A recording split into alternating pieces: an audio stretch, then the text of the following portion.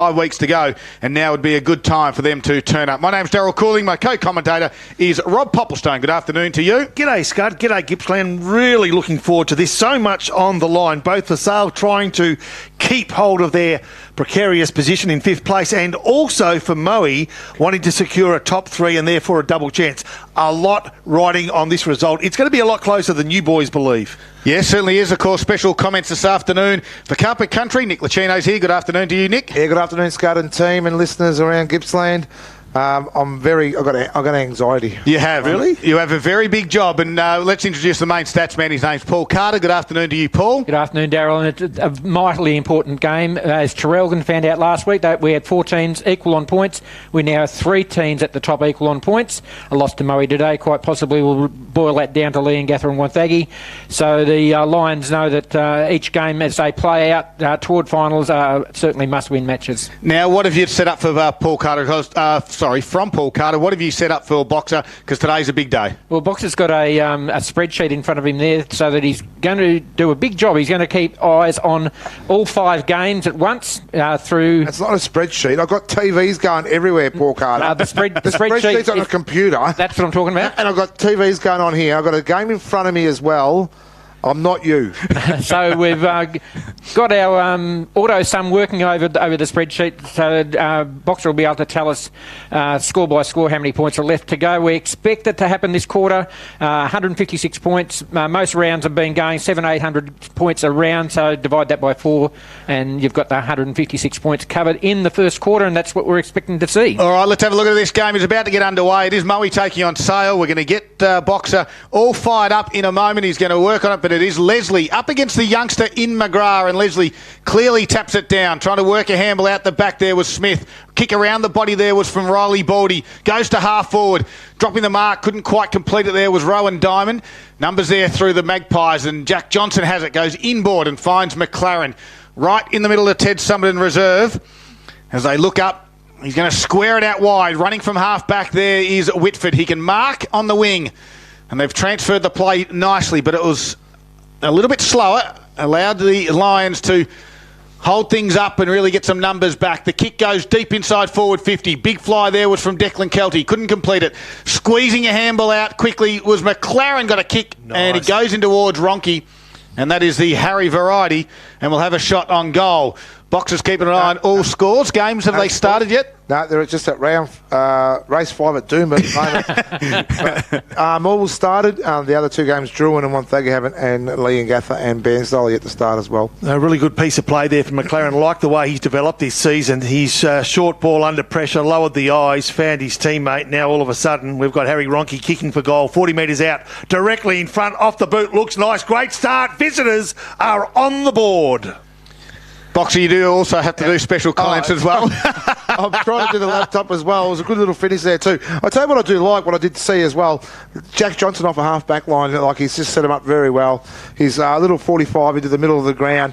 Just to set him up there as well. Their ball use is beautiful then by Sale. Good start to the game for them. And on the Virtue Home scoreboard, that first goal has come at the 1 minute 20-second mark. So it's 1 goal straight, 6 to Sale. So I tell you what, there was some really good hard run from full-back line and half-back line to spread Moe as soon as Sale got possession, and then they showed level heads. Really like what I saw early, and like Leslie in the ruck too, gets a tap, another tap. Can he find a teammate? He can.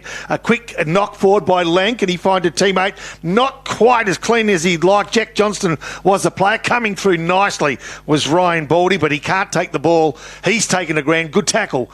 Just nearing the left half-forward flank. Sale kicking to the right of Radio. Sale on the board with 1 kick, 1 goal.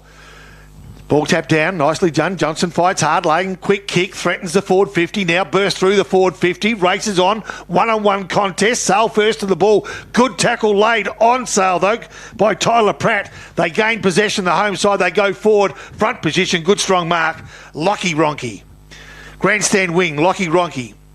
Options to the left and the right, goes left where Big Jack Leslie's an option. I tell you what, he's got a runner to his left as well. He can use Whitford if he likes, and he does.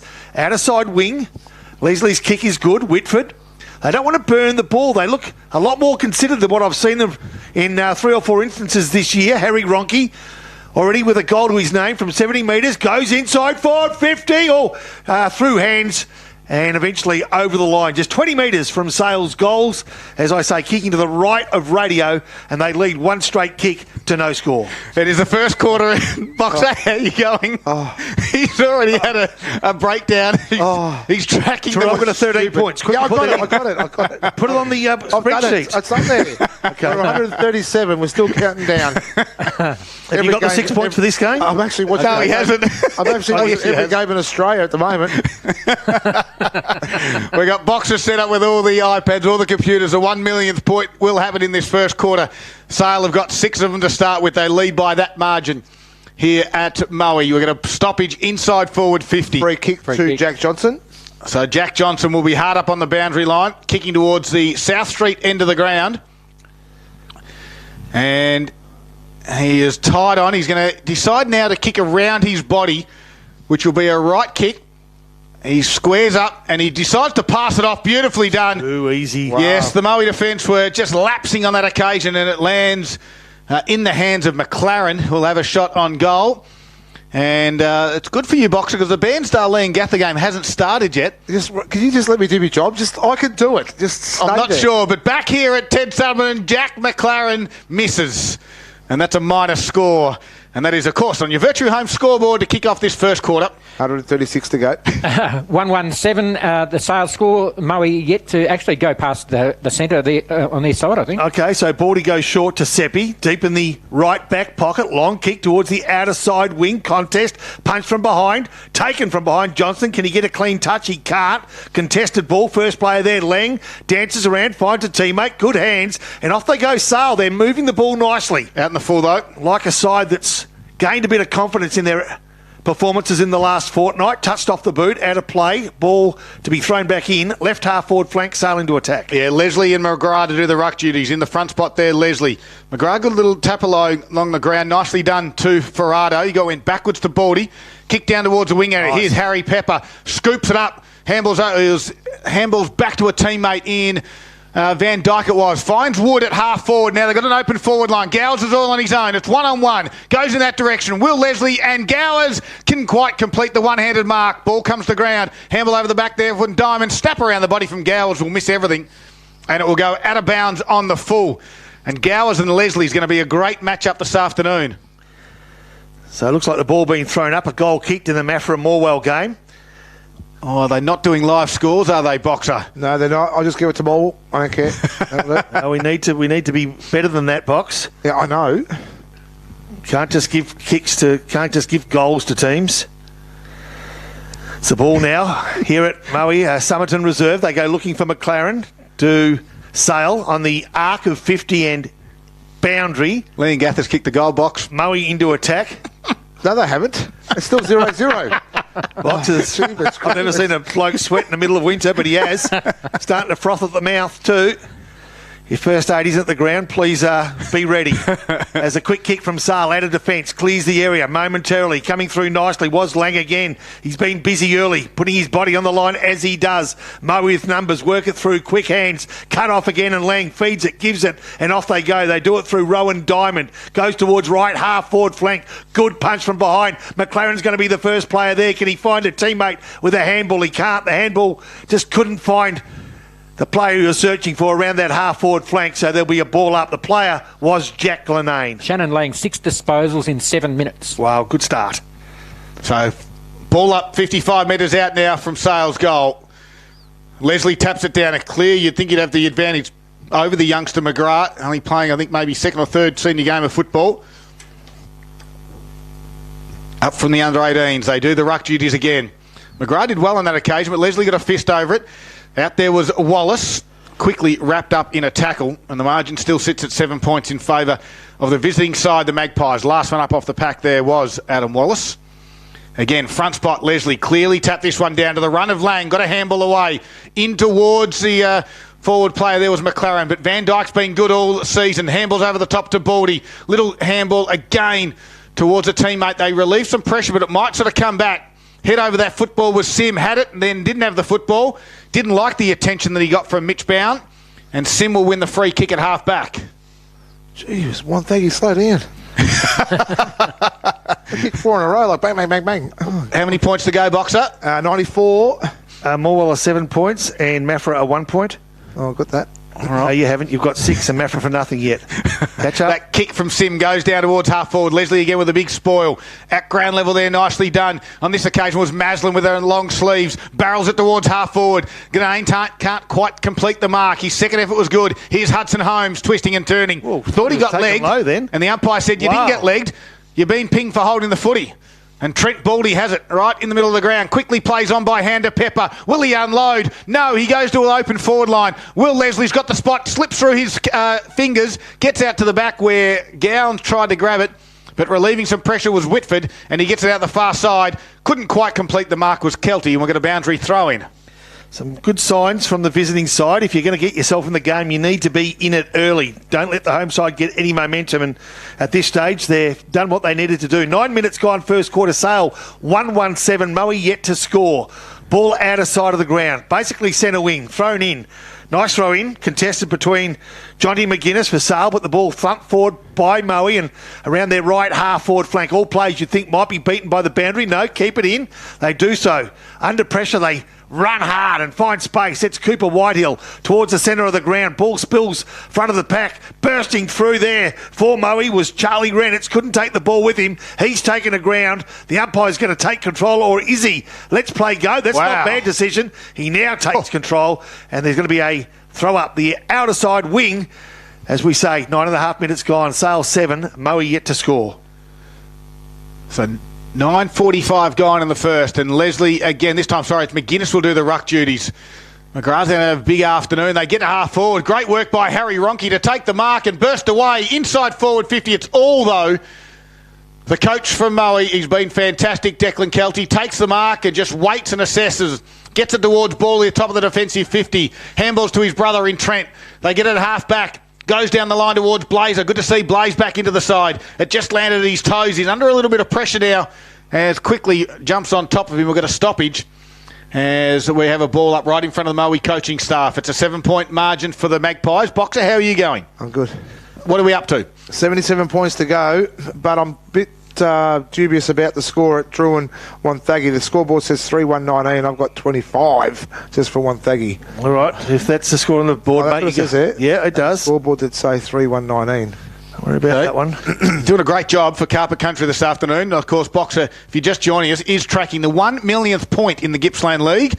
It's happening right now. It happened in the first quarter, and we've got 77 points to go. We're going to find out which team and who it is as the Magpies go forward through Johnson and Wallace. And Johnson has to go and get it again.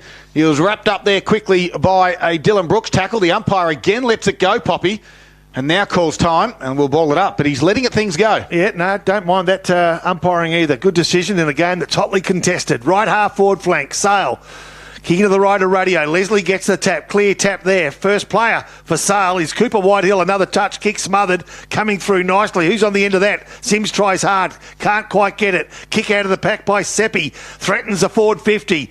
Bounces at the front of the pack. Rove beautifully by Mitch Bowen, who comes towards our commentary position. That's the grandstand side. Tapped nicely by Tainch.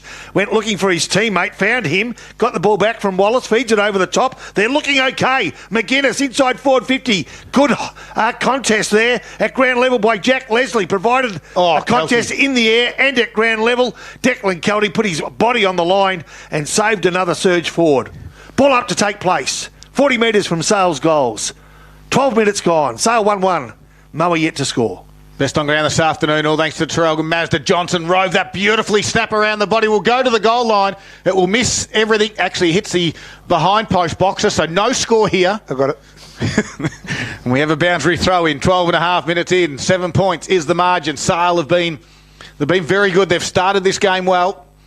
I've got a headache. Leslie. I really have got a headache. Over the back. Grabs it out of the ruck. Snap around the body. It was touched, though. And it's only a minor score. Sale can add one to it, Boxer.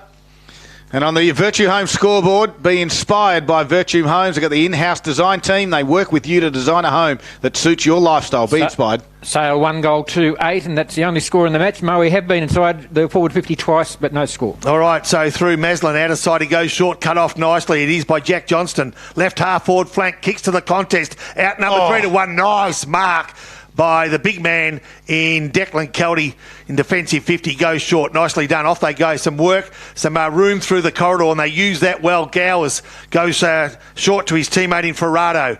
Ferrado waits a bit and gives Sale time to work back, then goes to the right half forward flank. Good mark. No, play on's the call. It's going to go, Sale's way. Good mark by Sandeman, who took the mark, played on quickly, and now towards the outer side of the ground they go.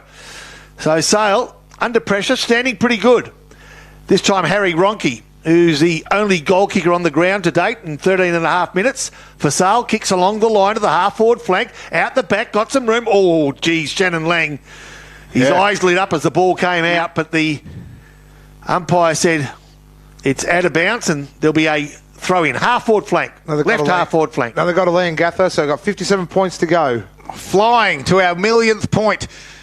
Back here at Ted Summer Reserve, Johnson tried to tap it to himself. Coming through was Whitehill as well at pace, couldn't take the footy. And we'll have a ball up. How's the game's going anyway, Box? Who's winning? Get around the ground scores? Yeah, it's Relgan 32-0 Warrigal. Bairnsdale 6 to Leongatha 13. Wonthaggi 26-0 Druin. You could look at your spreadsheet. Oh, you want to do it? No, you're doing a great job. Great job. Nick Lucchino, not very good with words, great with numbers though, especially when it comes to odds. What's wrong with the numbers? No, you're very good with those. Brock Smith from the stoppage gave it across now to Dylan Brooks. He runs and didn't know which way to go with the handball. Eventually got it out wide. They come back inboard. Seppi with that left foot. Found Brock Smith again at half-back for the Lions. Just can't quite get it through the forward half of the ground. This might be their chance. Elevating there was Ferrado. Came down heavy after he took the mark. He got up a little bit proppy. Gives a handball back off to the runner in Seppi. On the left, inboard towards Maslin with the long sleeves. Takes the mark right in the middle of Ted Summer Reserve. Nothing forward, so he comes lateral to Kelty. He looks down the line. Chips it over the top for Prowse. Misses him and misses everything. And the first time I think I've seen Declan Kelty with an errant kick. He kicked it out of bounds on the full. 50 points to go. Lockie Ronke comes back inboard for the Magpies. Goes to Shannon Lang. He's been on fire for Terrelgan Mazda this afternoon. Touches, Paul. That's 8 now. That's a kick. And it goes in the hands of Hudson Holmes. Hudson Holmes, recruited from Mafra, plays on, gives it back to Lang for his 9th touch, runs 15, kicks 25, threatens forward 50, front of the pack. Sale have got numbers around the contest. Handball out nicely. They find War. War from 45 across the face of goals. The boundary will be the recipient of that one, and the umpire will throw it in. Just metres from Sale's goals. War. What was that kick good for? Absolutely nothing. We got a boundary throw in, Poppy, deep inside Sales forward 50. Leave the jokes to me. Boxer's joke of the day went well. If you're just tuning in out of the ruck, Leslie tried to take it, couldn't quite complete the kick. Back there, nicely done. In a little tight space was Danaher. Relieves a little bit of pressure. Contest there from Whitford and Pepper. And we'll push it over for a boundary throw in. And Boxer is here this afternoon for Carpet Country. He helps dreams become a reality since 1981. I do. This is one of your favourites. Tracking scores, tracking numbers, just what you do for a living, Boxer. The 5th at Flemington, you got the results? Not yet. Danaher kicks it off the ground. Whitford was there. We'll have another boundary throw in, Pop. Yeah, we will. No, you've sort of been a bit lacklustre to start this game. Sorry? No, you've been a bit lacklustre. Yeah, they have. Yeah. No, look, I believe Sale came in with an intent that they and a belief that they can win it, and certainly they're doing just that. Great goal it was for Morwell. Yeah, Josh Galea, great snap goal. All right, so Morwell 20, Mafra 1. Oh, has Moe have the ball? Left half back flank. He's put a plus sign in. I'll put something there. Oh no! No! It's all going to pieces now. He doesn't know how to delete. He's added a plus sign. The spreadsheet's screwed. All gone blue screen. Right. No, it's all good. It's all good. I'm not sure it is. Not sure. Oh no! Boundary throw in back. I told you we should have got that monkey. No one can really win the stoppage. Blaze with a head over the football. He doesn't know where he is now. We are laughing here in the commentary box. Boxer's got a spreadsheet going. He's got 4 devices that are happening and he's not quite working. Tab is the button that you're looking for, Boxer. We're tracking 1 millionth point if you're just joining in, as we are back here at Ted Summer Reserve, and the Magpies lead by 8 points. We've got a boundary throw in on the far side of the ground. We're down to, what are we down to, Box? What have we got to go? 43 to go there, Scud, man. That was a great goal there by Josh Galea too from Maul. From the 50-line snap around the corner. It was a great finish. Yeah, so with a little bit of luck, we'll let you know the team and the player that kicks the millionth point in this quarter. At the moment, we've gone 17 3/4 minutes here at Ted Summerton Reserve, but games around the Gippsland area at the moment. Wonthaggi comfortably leading Druin, Liam Gather on top of Bensdale, and of course Morwell, who are now kicking for another goal, taking on Maffra. Ball thrown up. Left half forward flank. Another point there for him. And McLaren at ground level couldn't quite get a handle on it. It was held without the ball. The umpire says free kick McLaren. Like Lang, he's been busy too. Two of their playmakers for the Magpies are having an impact on the result of this game. Oh, McLaren, I tell you what, I think he kicked the ground before he hit the ball. It fell in the arms of his teammate Glenade. He kicked it to the top of the square and it went through for a rush behind for Sale.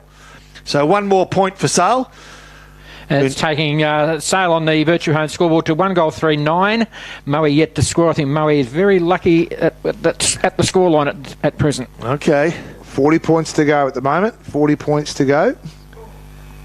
Maybe make that 41. Sale get the footy back here, and they've got a mark to Lang. And we're going to say it's out of bounds here. We've got a boundary thrown right in front.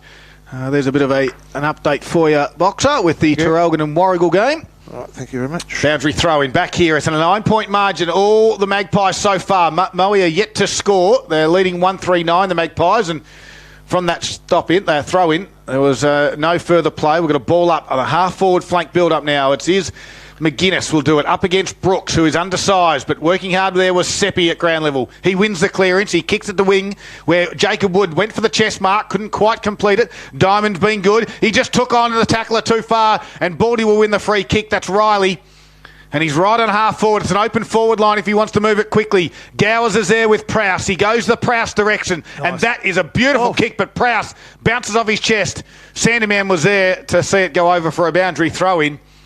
And we have a stoppage here, 51 metres out from Moe's goal. 1-3-9, the Magpies lead the Lions, yet to score. Zambrero scoreboard. You can visit them, the Virtue Home scoreboard, that is, the virtuehomes.com.au. Sim took on a couple of tackles from the boundary throw in. Baldy tried to get a kick away. Kick was partially smothered. Lang with another touch around the body, but this time Charlie Renitz will take the mark. And we'll repel it for the Lions. He goes short to Van Dyke. Defender likes to get high and roll forward, does Scott. Gowers wants it, but they're all stagnant. Prowse wants it. He's standing still. No real forward movement. Van Dyke in the end kicks it in that direction. Gowers might fly, and he did, but he couldn't complete the mark. Blazer at ground level. Sandyman's got him, and we have a stoppage. Boxer, over to you. Scud, we've got 21 points to go. Some teams are absolutely giving me an absolute nightmare at the minute, but some great scores around the leagues at the minute. I'll get to those scores once we've hit the mark as well. Thank you very much. Make sure the Magpies clear this out. Big spoil by Kelty. It went 20 metres in the other direction. Has put Brock Smith quickly from a tackle, and over it goes for a boundary throw. And we are closing in on the 1 millionth point, the 21-minute mark. We've got a few little issues with some streaming devices, but we'll get back to those in a moment. Box 38-6 at the moment with that score, Traralgon Warrigal. Just got to pay your bill, mate. Sale here. I've got 4 going. I think it's illegal anyway, but Baldy, quick kick around the body. Inside 50 they go, the Lions. Numbers back there, though. Hudson Holmes was good. Clears it out towards War, and a spoil from Van Dyke. We'll see it go over for another boundary throw. In 21 minutes gone, it's 9-point margin here. As we said, we are tracking the 1 millionth point. And we are closing in really quickly. Boxer, Poppy, you're helping him out as well at the same time. He's doing a good job there. Another point for Liam Gather. So we're inside 20 points, 19 points to go. Moore will have a snap for goal. Hillier. And Morwell have also got a goal. So that margin bursts out for Morwell. Comfortable leaders there. And all of a sudden we're 13 points away from the 1 millionth point. We'll count down what we call this game as well. Thank God. Because the game the millionth point may actually come from this game as Shannon Lang from half back kicks to half forward. Can they keep the ball in the area? They can. A free kick's been paid. Pushing it back's going to go Moe's way. Charlie Rennett's the player with the ball. We're 7 points away, team. 7 points away. All right, so keep an eye on that one. We'll call that one We might be a point away, I reckon. Bairnsdale and Lane have just got a goal. They did. Bairnsdale have just got it on. All right, so the next score. 1 point. Next score. Find it, Poppy. Well, we're going to have a quick look here as You Druin keep an eye going on that to one. attack. Quick kick to the top of the square. We hope it's not a rush behind. I don't think it's going to be. A kick around the body from Druin.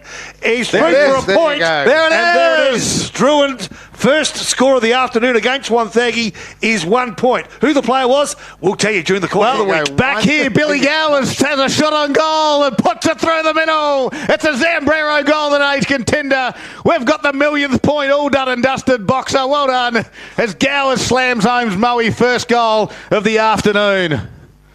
So at the 21 and 22nd minute mark of the game between Druin and Wonthaggi, Druin scored a point that became the millionth point scored in the league over a period of something like 70 years, Paul Carter. I think so, yes. Unbelievable. Back here, Billy Gowers was oh so close to grabbing that as well because he nailed it at about the 23-minute mark of the first quarter, Paul. Virtual Home scoreboard sees just a 3-point margin in Sale's favour at the 24-minute mark of the first quarter. 1-3-9 Sale. Moe, 1 goal straight, 6. All right, ball back in the centre of 10 Summerton Reserve. Leslie, another tap forward. Lang overruns it. Good pressure in there by the home side. Lang gets another opportunity. How he got out of there, I'm not sure. Scooted through like a rabbit through a burrow. Then handball to McLaren. Kicked inside 50. Free kick goes Sale's way.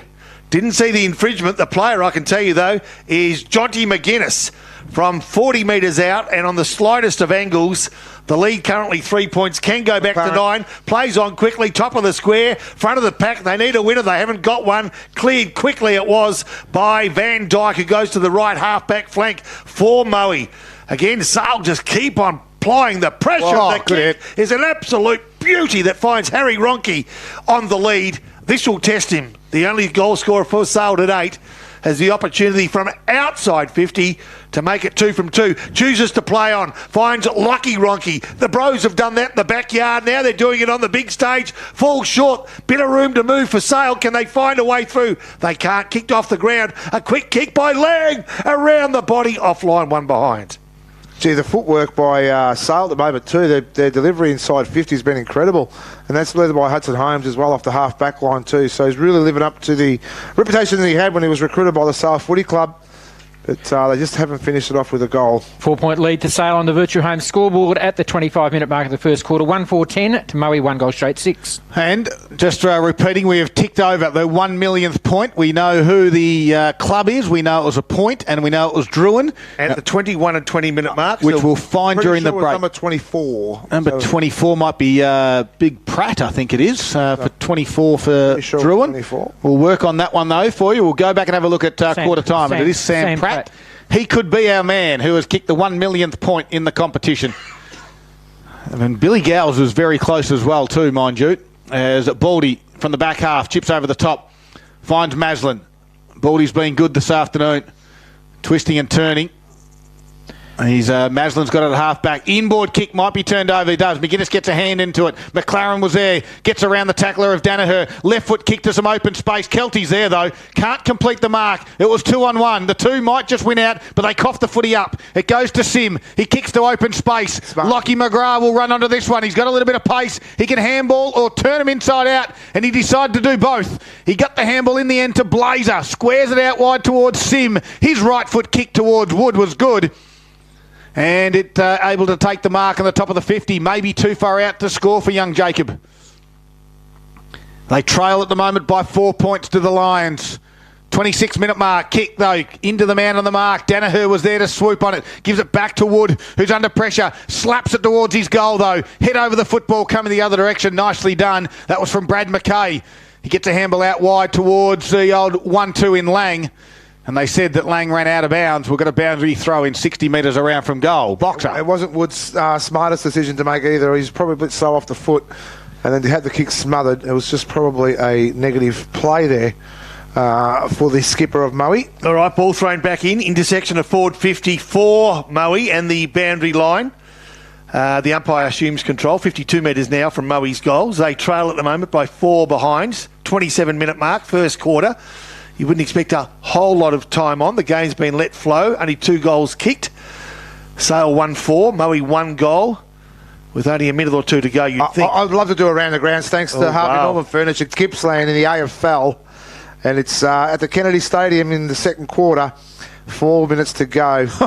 It's Richmond 5-6-36. They trail the Hawks 10-62. Wow. It's going to be a great afternoon in funny. the box today. Ronke nicely done. Handball across now to McKay. He gets it further afield to Hudson Holmes. Right foot kick at half back. Goes towards centre half forward direction. Jonty will fly. Had to spoil in the end. Tried to shove his way out the way there was Long.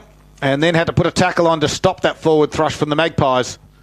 And we'll have a stoppage. 28 minutes gone. The margin 4 points to Magpies. Yeah, both sides haven't been renowned to be good starters in games either, so it just goes to show they kept that form so far. Might be a bit of a question mark by the end of the game. All right, Leslie gets the tap down, goes searching for Lang. Lang claims he was being held without the ball by Bordy. Quick kick forward, though. Comes from McKay, inside forward 50. Kick smothered now. Nicely done, Kelty. Handballs out to Bordy, and he's got Sims on the break, and Sims, who's got some pace, kicks from half back to half forward. Am I supposed to say Sim, wasn't I? Yes, you're in trouble. I saw the look. Sorry, come out quickly. Mrs. Sims and Mr. Sim. Just double down. What do you call, though, if you have a family of Sim? Sims. Family of Sims, surely. Here he goes again. One of them is Harry, and he goes, gives ground to McGrath, top of the square, comes out the back of the pack, races on. Baldy leads the race, gets tackled just as he takes possession. And will there be a play on, ball up or a play on? The umpire says... Point. Row, 1 second. Yeah, out of bounds. Out of play. Okay. Metres from Moe's goals. Close to the boundary. Eventually skimmed over the boundary line. 29 minutes gone. Sale 1-4. Moe 1 goal. Surely can't be long to go in this first quarter. Tap there from Prowse. At ground level there was McLaren. Relieves the pressure with a thumping kick in the middle of the ground. As the siren sounds... We only had 1 goal each from Moe and Sale. The Lions trail, though, by 4 points. It is Sale 1-4-10, leading Moe 1 straight 6. And as we said, the 1 millionth point that we've been tracking in this competition since way back in 1954 occurred during the first quarter. We're going to get exactly who was that out of that Druin game as we go to a break here on Gippsland Live. The first quarter's all done and dusted. It's thanks to Harvey Norman Electrical Gippsland.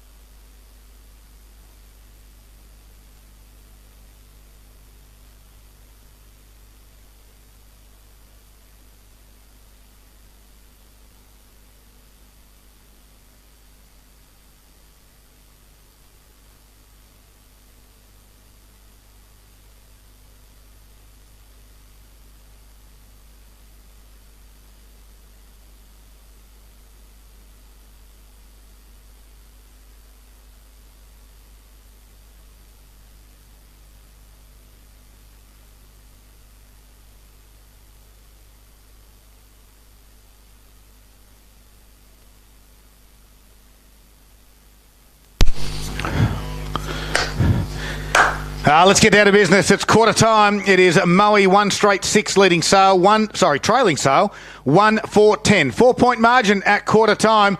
Here at Ted Summoner Reserve, the Magpies, while they had plenty of the ball and just couldn't capitalise on that in terms of the scoreboard. Moe didn't go inside forward 50 too many times, but they were quite efficient when they did. Of course, Boxer's been tracking all the scores from around the grounds, all thanks to Harvey Norman Furniture. And of course, during that quarter, Boxer, well done. You had the task of tracking all 5 games happening at once for the millionth point, and you did it well, mate. Well done. Yeah, it was never in doubt. So the player was? I knew it was going to happen. Aidan Quirk from the Druin Hawks at the 21 and 10 second minute mark of that first quarter. He kicked the 1 millionth point in the competition. Well done, Box. What else have you got for us? Around the grounds, thanks to Harvey Norman Furniture, Gippsland. It is Sale 6-3-39. They lead Warrigal 3 straight 18. Wonthaggi 5-4-34 to Druin, just the 3 points. Bairnsdale 4 straight 24 to Leongatha 3-4-22. Wow. Quarter time. In Mickibby, excuse me, Hillland 1-2-8.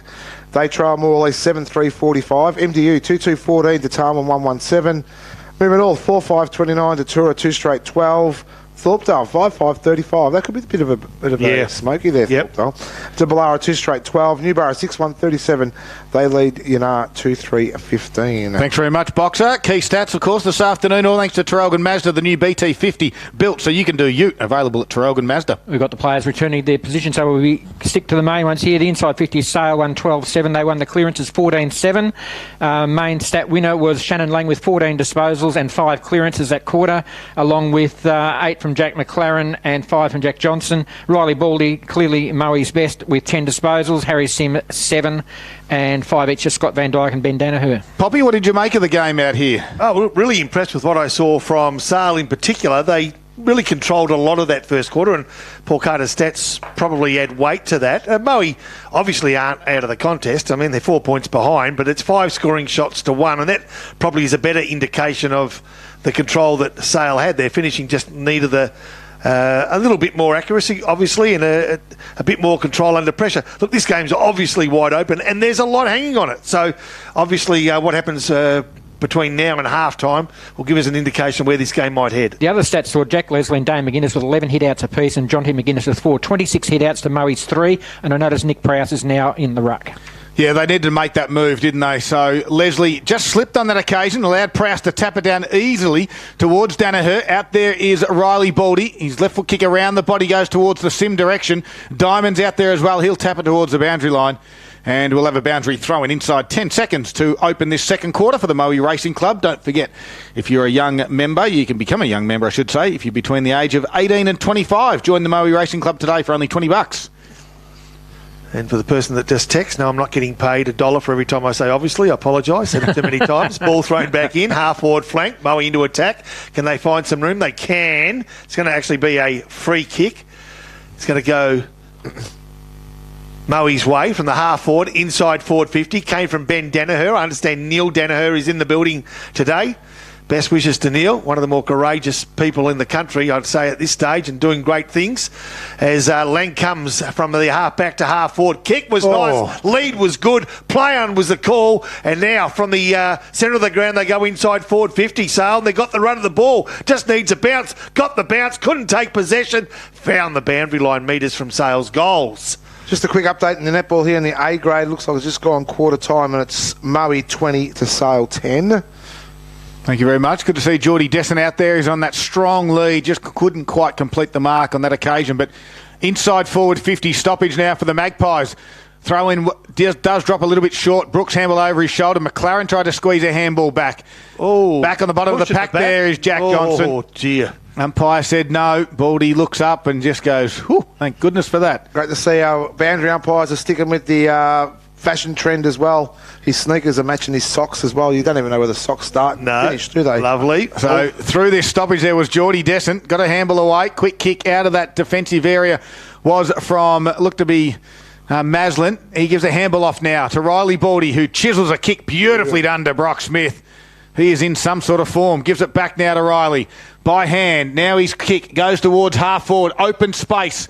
Didn't quite come out to meet that one, Gowers. And Leslie, his opponent, was able to gather it. His kick was smothered, but he got it back again. Steps around Belfer. Handballs forward looking for a teammate in bound. Couldn't find him. And we'll have a stoppage right in front of the Moe coaching staff. And obviously looking a treat in the pink is the runner for Moe. Absolute gem of a bloke. His name is Taj Eden, and hopefully we can see him back out on the park very soon as well. Boundary throw in here. It is the is the Magpies leading by 4 points, Pop. All right, Leslie gets the tap, finds McLaren. Quick handball comes now from Sale. Leslie gets another handball, hitting the ball hard, but overrunning it was Lang. And now Maslin feeds it off to his teammate there in Danaher. Ben Danaher kicks to around about centre half forward. Baldy comes through, just lost a handle on it for a second, and that second meant the difference between going forward and being tackled. And that's what happened. Got tackled at centre half forward. Umpire will now ball this one up. 1 goal for 10 is Sale, and Moe one straight kick. 6 minutes gone of, in fact, 3 minutes gone of this second quarter. Ball comes out. Umpire will assume control just as Sale's Jack Johnston was going to do something for his side. Leslie, another tap. They're absolutely dominating in the ruck. Ruck are the visiting side. Bottom of the pack again is Maslin. Holds the ball in. I tell you what, is that Lang with a... no, it's not. Ganane. He's hurt. Glenane, sorry. My mistake. Glenane. That's all right. Obviously, you're going to make mistakes, aren't you? Obviously. So. Yeah, sorry about that. McLaren comes over the top. Handball to the advantage of Lang. Dances one way, taken with the ball, and then Baldy picks it up. He was tackled, just got a slight handball away. It was enough for the umpire to say play on. Biffin over the top. Handballs to his teammate in Maslin. He's been busy opening minutes of this second quarter before he comes to the bench. And now Moe through Sim. Kicks to the forward pocket. 1 on 2. The one wins out. That's Jack Johnson, who goes for the safety of the boundary and finds it 25 metres out from Moe's goals. 4 points the difference. 4 minutes gone. Visiting side leading. 30 metres out now from Moe's goal. Watch Gowers from this stoppage. Prowse does the ruck work. Didn't get near it because Leslie got a fingertip to it. Trent Baldy was there. Gave a quick handball off to a teammate in Blazer who couldn't get ball to boot. We've got another stoppage. This time 45-degree angle from goal. It just seems like the pace of the game's already sort of gone out of it now because it was pretty cutthroat that first quarter. It's a bit stagnant at the moment. Big punch out of the back half there. Head over the footy was Lang. Kip picked it up. Biffin put on a strong tackle. Umpire said play on. It squirts out the back. Trent Baldy with a kick around the body. First there, though, is the Magpies defender in Hudson Holmes. His kick, though, it's turned over. Van Dyke has it. He wants to go quickly. He just had to have a look and come back towards the middle part of the ground. The fly will come from Gowers. Oh. He runs into Leslie and's given away a free kick. No, they're calling shepherding. And the free kick, no. They're calling a hold. I thought that's what the initial decision was, but then I saw the arms go backwards as a shepherd. And the Sale will win it through Will Leslie. So Will Leslie, his last 2 possessions wasn't great. This one was better. Found his teammate in Jack Leslie. The bro goes inboard and off they go through Mackay. Handballs to Johnston again. Dancing around the half back line of the visiting side. That's Lang with another touch. Taking the mark. Not going to burn this ball. Sim on the mark. Goes down the corridor, bounces. They've got some runners around the ball. No, not a favourable bounce. Hits Kelty. He can't take possession, and now the ball will be thrown up. Basically in the centre of Somerton Reserve. 6 minutes gone. Sale 1-4. Moe 1 goal. 36 minutes and only 2 goals. Very stop-start this quarter. Very stop-start. Jonty does the ruck duties. Seppi was out there. Taps it once, taps it twice, then leaves it behind. Tainch will come in for the Magpies. Try to get a handball out. Well done by McLaren. Back to Whitehill. Handball really to himself in the end. Then he's able to kick it inboard to McKay. We'll give it back to Cooper Whitehill at pace with burst. Kicks inside forward 50 and finds Geordie Descent on a strong lead. Cooper Whitehill. Gut-busting running from the stoppage. A handball to yourself. A kick inside forward 50. Right on the chest there. Hit the button for Geordie Descent. It's a nice little grab there too. He let out well. Yeah. They used the ball well coming inside 50, then Sale. Just needs to finish it off now. You need to probably be rewarded for the effort that they've put in the opening quarter and a bit, Sale, because the scoreboard shows only 4 points. Maybe the margin's greater than that. Slight angle. Geordie comes in from 45. On its way, it's to the right. It's going to stay in that direction. And it's going to go through for a minor score on the Moe Racing Club scoreboard, where discounts on meals, drinks, free race day is available if you want to become a young member today. And that's the first score, and it's come at the first score for the quarter, and it's come at the 7-minute mark. 1-5-11 Sale. They lead by those 5 points over Moe. 1 goal straight 6. Van Dyke brings the ball back in, chooses to go straight down the guts, as they used to say, but it lands in the arms of Sale. And now McGuinness from just outside 50 kicks to the lead. Can he find? He can't. Went looking for Johnson. He contests by way of hand. McLaren taken off the contest, and now Moe with a wave of lines, a pride of lines. Kick to the advantage of Woods. He's got pace. He's got space. He needs a favourable bounce, and he gets just that. His left foot kick, though, inside 50. Leslie leads to the ball, tries to tap to his own advantage, does that, gives ground, puts his teammate under pressure. That was Whitford. Oh. He went searching for Hudson Holmes, taken off the ball. Moe with another chance, 20 metres out from their goals. Hudson Holmes, beautiful pirouette, eases the pressure. The kick was perfect, and now they're out of trouble. Yeah, found Paddy Tainch at his defensive 50 for the Magpies. They lead it by 5 points at the moment. 8 minutes. We haven't had a goal kicked so far. We only had 2 in the first quarter. The kick goes towards Johnny McGuinness. Couldn't complete the mark. Ground level there was Riley Baldy. Got slung around as he goes over the boundary line. We'll have a boundary throw in. Far side of the ground at Ted Summoner Reserve. I can see just a bit of frustration kicking into Billy Gowes as well. I mean, he's going to get a lot of close attention, obviously, in this competition because he's such a good footballer.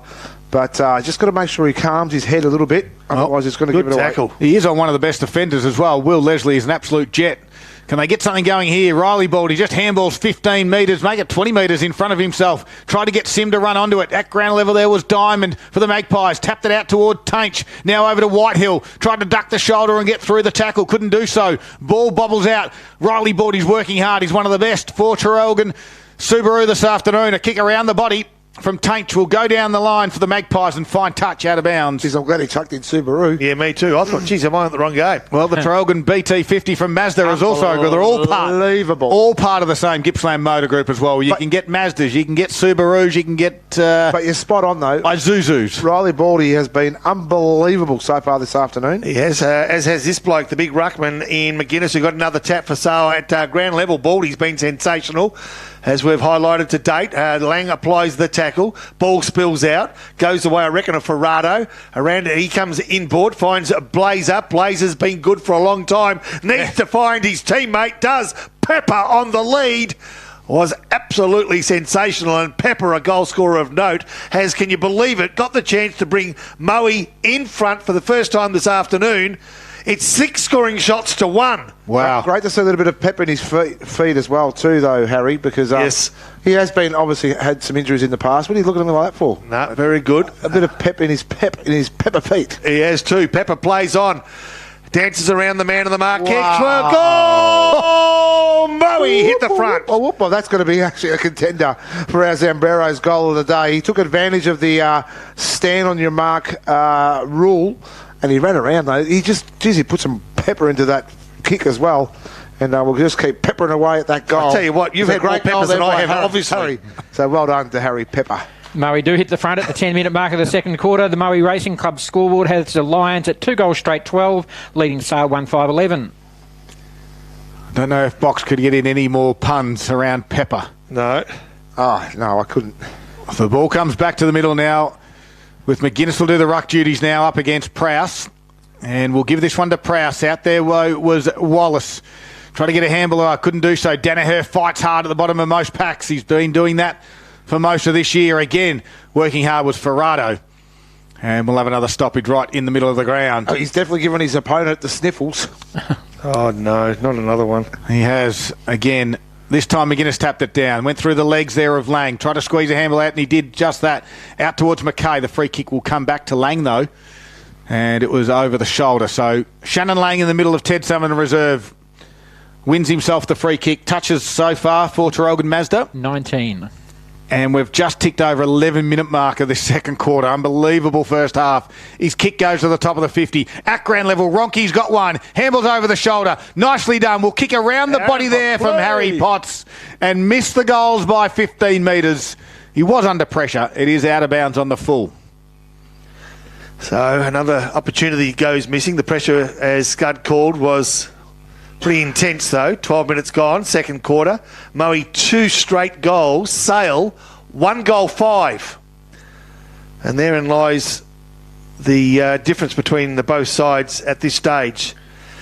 Ball's disappeared under the main street of Moe at the moment. And well, no, that used to be the case at Moe. They're better now. No, give credit where it's due. Yes, well done. Yeah. Ball comes back these days. Absolutely. The same ball? Yeah. Well, in years gone by, you could buy it for $5 down at the main street. Here we go. Moe, defensive 50. Biffin towards the outer side. Nice lead, almost a nice take. Calls for the free kick. He's not going to get it. On the end of it, he's Potts. Dances around.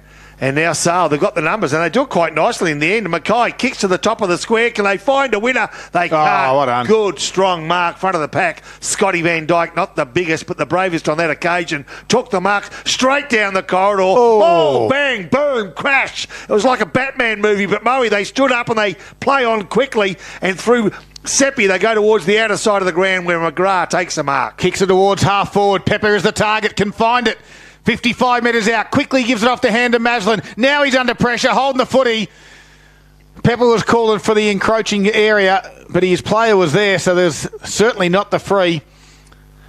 As Maslin got pinged for holding the ball. Brad McKay is the one.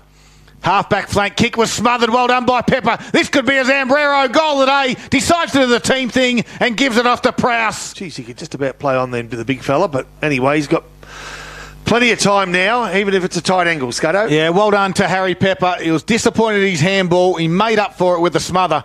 And then the composure to find Prowse was equally impressive as well. And for the Lions at the moment, they lead it by a point. Of course, this is Nick. Chris is out today, was a late out. So the brother, Nick, will come in. The renowned forward puts it on its way and straight over the goal umpire's head. And Nick Prowse has his first of the afternoon as well. Yeah, really good build up there too. And excuse me. Harry Pepper has been instrumental in a lot of these setups at the minute in this quarter. He's just showing some really good signs now, some really good form, which is a really good plus there for the Moe side and a good finish there by Prowse. And that takes Moe to a 7-point lead. We're at the 14-minute mark of the second quarter. The Moe Racing Club scoreboard reading Moe 3 goals straight 18, leading Sale 1-5-11. So just working their way into the game nicely now, the Lions, after the Magpies started very well, but they've had 6 scoring shots to 3, and the tail of the tape says 3 straight to 1-5, as Paul Carter just said.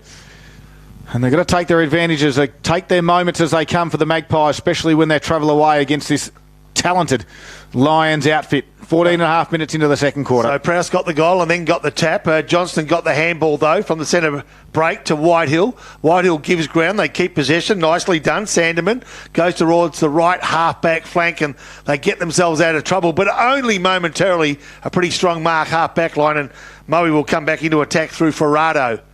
Outer side wing, along to half-back flank. Can they find Big Prowse? They can. His height's becoming a problem. From 75, he kicks to within 30. Leslie leads his opponent to the ball, takes a strong mark, plays on quickly, and now to his teammate Whitehill. Still in their defensive 50. If you've just tuned in, Moe, the home side, 3 straight kicks for 18 points.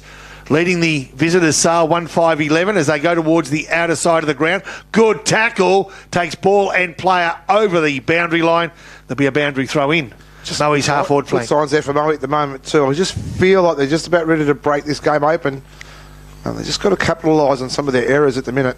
But find another stoppage on the far side of the ground. Big moment for the Morwell Bowling Club this afternoon. Don't forget the Convention and Reception Centre now open. The stunning 300-seat function room as the ball comes back into the field of play. Quick kick around the body was from Van Dyke.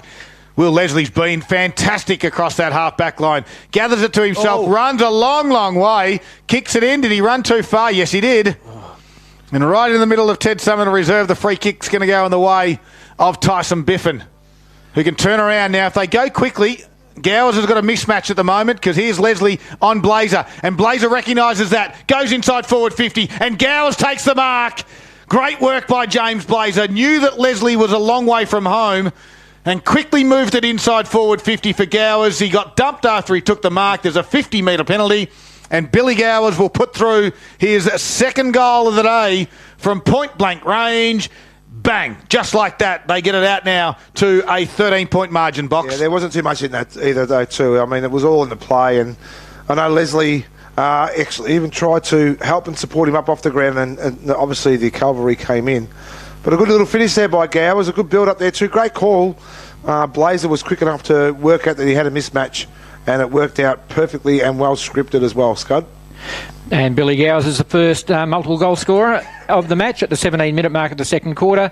Moe Racing Club scoreboard. Moe 4 straight 24, leading Sale 1-5-11. Right. Moe Racing Club, a good spot to be. If you're not at the Moe Recreation Reserve here at Somerton, or Somerton Reserve. Even Ted Somerton. Ted Somerton, yeah, chuck in the Ted as well. Baldy gets Lang in a tackle. Oh, God. Got that wrong, obviously. ball thrown up. Nice tap by Moe. I'm not sure who the player was. Could have been Rennett's that got the tap. And first player there was Leslie. Good mark in the end by Glenane. The number 4 for Sale. Looks up, plays on. Oh, he's on the left leg. Dances around his opponent. Can he find a teammate? Went searching for McGuinness. McGuinness kicks, in fact, thumps the ball to the boundary line and finds that. Declan Kelty led him to the ball. It was good defending by Kelty. And at best, probably you'd expect if McGuinness can keep Kelty quiet as a defender would be a bonus. Jack Johnson, in fact, it was Leslie who got the ball. Quick kick forward, finds Wallace from outside 50. If they can find a winner, can they? They cannot. Oh, well done. Beautifully cut off it was too by Moe defender, whose number we'll pick up in just a sec. Nice work, comes grandstand side, look for Baldy. Baldy, Lang provides a contest, nicely done by Lang, then gets the ball, then kick for a goal. Don't tell me. Nope. I won't tell you, it's just offline or behind. Could have been a contender for the Zambrero goal of the day. Sale 1-6-12, trailing by 12 points. Moe 4 straight 24. Moe Racing Club scoreboard 19 minutes played of the second quarter. Tommy Long gets it in quickly out towards Scotty Van Dyke at the defensive 50, stepping around the opponent there in war, trying to chisel a kick in. Nice little soccer, little tap there by Harry Ronke. Kept it to his advantage. They're going to go forward again. Again hard at the football was Van Dyke with the head over it. Helping out now is Benny Maslin. In a strong tackle, we'll get a stoppage just inside Sales forward 50. It's the question without notice, though, Scud, too. Is there a Ronke relation that plays at Port Melbourne as well? No idea yet. Very good question without notice. Yeah, and without notice, I'll get back to you. I'm pretty sure you're wrong, Keith. No. Ball spills over the boundary line. Quick kick inside forward 50. Cut off nicely by Van Dyke again. So, in fact, it's going to be brought back, is it? Yep. Over the line? Yeah, so the boundary umpire will throw this one back in just outside 50 now. Well, the Hawks kicked the first goal of the first minute of the third quarter. They're 27-point leaders over the Tigers in the third quarter. It's 42, plays 69. That's not good for us. I've got a pair of brand new Richmond runners in the mail. And I need them to be arriving just as Richmond make a final surge. I'm just going to quickly say too, just jump on my socials, ladies and gentlemen, as well. I'll be selling 3 laptops today on Marketplace as well. I can't grab hold of the iPad, but definitely got 3 iPads, 3 laptops to sell very shortly. Leslie gets the tap, nicely done by Johnston. Dispossessed, Lang comes through, burst through the pack. Oh, went for the 1-2, found the 1, couldn't find the 2. Now McLaren does the same. Oh, he just tried to thread one through to a teammate, couldn't find that player. Now Johnston around the body from 25, kicks to the pocket, and Lang takes a mark and thinks about playing on, but a wise head says steady. He's on the wrong side for a right footer. You know what I mean? 30 metres from goal. He's probably in a pretty good spot there too. We're just obviously not favoured by the angle where we're sitting. Check side or punt kick, Nick? It'd be a punt kick here. Okay, enough room, you reckon, there? I've just had a gut full of all these bloody check side kicks and everything else. Oh, well, he's a traditionalist as well, so he's going to go straight in. Shannon Lang off the boot. They need to get the goals on the board across the face of goals. Another behind. 1 goal, 7, Paul Carter. Yeah, 1-7, you're right, Poppy, and that's a total of 13 points. Trailing Moe by 11 points. Moe 4 straight 24 to Moe Racing Club scoreboard. 21-minute mark, second quarter. We've given the Moe runner a bit of a heads up. Now it's time to give the Sale runner a bit of a head up. Good to see Sam Anstey back into the country after coming back from the UK. I've never seen a runner wear sunglasses while they're doing the run. You can certainly tell he's been over in the UK for a couple of weeks as well. A bit of a fashionista. Oh, don't talk about it. Don't talk about him. Ferrado has it at a half-back flank for the Lions. Kicks towards half-forward. Prowse will be the target. Can't mark it. Beautifully rode front and square from Baldy. Handball just couldn't quite get it through. Ronke was there. Hudson Holmes just steps over the boundary line. He's probably wearing the junior runner gear. That's all. It's just a little bit. It's a little bit tighter than normal. Got nothing to do with the 25 Guinnesses he had at the Test match a couple of weeks ago. Ball thrown back in. Leslie got the tap. Gathers 5 metres. And Moe, they go forward as a result of that through Ferrado. 30 metres. Johnson tries to take a one-hander. He can't. Falls in front of Belfer. Belfer held without the ball. Baldy picks it up. Kicks to the danger zone. Sim in front. Holds his opponent at bay and then opens the door for his teammate. Nicely done. Nearly getting through was Bill Gowers. Lang provides some hustle, and now they do it nicely, don't they, at the end through Whitford. Runs 15, kicks 55. Can he find a teammate? He can't. Will players be beaten to the ball by the boundary? Maybe not. Right on the edge, the boundary umpire finally says, I'll take it. This inaccuracy of Sale could be a problem. 1 goal, 7, 13. Moe 4 goals, 23 minutes gone, second quarter.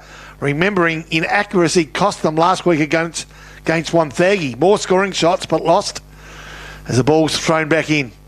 Another opportunity here. They go forward. Nice hands by Moe. Cut off around the contest. It's pretty even.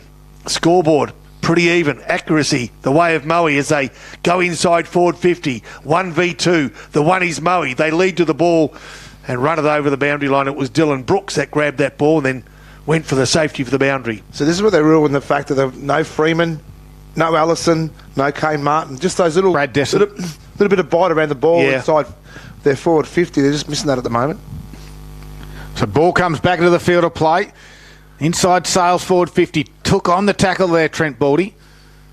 What about key stats today, Paul? Inside 50s, how do they look for Terrell Mazda? Moe winning at 10-7 this quarter.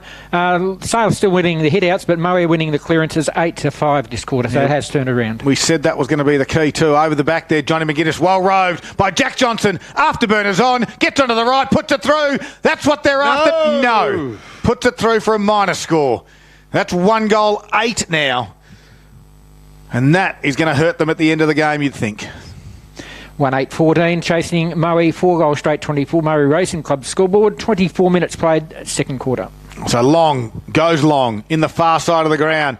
Just worked underneath it there did Lockie Ronke, his opponent. Handball over the top. Here's Shannon Lang again. He's up over the 20 mark now. Gives a handball inboard to Harry Ronke. Kick was under pressure. Come off the side of the boot. Leslie tried to give it back to Ronke again. Now he has to be the outcome the tackler on Brooks. And a quick kick back inside. Moe got some numbers. Riley Baldy gets on the end of this one. With his right foot boot though, it goes straight down Will Leslie's throat. Gowers has got 2 goals this afternoon, but you tend to think that Will Leslie's in front box. 100%, mate. His pace, he's just using his pace, that asset that he's got. He's really leading him up to the ball, and you can see that Gowers is very, very frustrated at the moment as well. He's got him out of his comfort zone too, Scott. Kick went down the line and a big spoil finds touch for a boundary throw-in. 25 minutes gone into this second quarter. If you've just joined us, we ticked over the 1 millionth point in the Gippsland League in the first quarter. Boxer was tracking that on each of his computers and iPads and phones and you name it.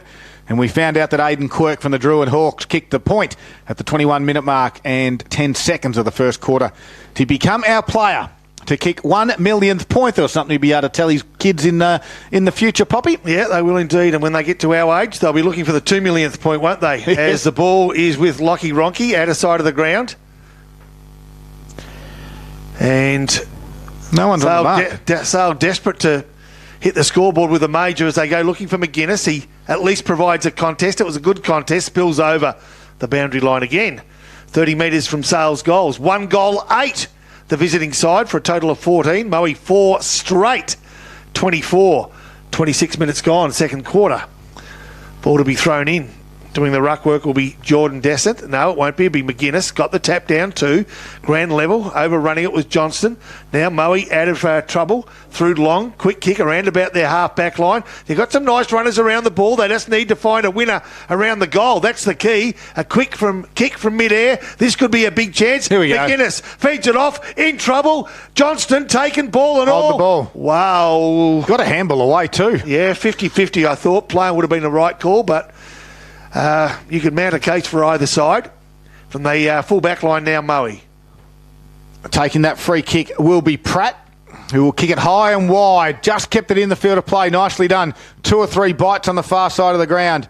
Was Baldy. Drives it in. That was Trent on that occasion. Gets to the wing area. Hudson Holmes comes hard the other direction. In-ball handball to Lang. Right foot kick. Inside forward 50. They need a mark, Sale. They can't find one. And Dylan Brooks goes back and takes the mark for the Lions to repel another forward thrust. His kick, though, missed Pepper and kicked it out of bounds on the full boxer. Yeah, wasn't a great kick there by Brooks. A great mark. They just spoiled it with a skill level. Austin Waugh will put it back into the shallow pocket, looking for and not finding Geordie Descent. We've got another boundary throw in, maybe 20 metres around now from goal. And this is the big thing now too, Scott. They're looking for Geordie Descent a fair bit inside 50. This is where Johnny McGuinness and a couple of other players have really got to step up inside 50 and create themselves as targets as well.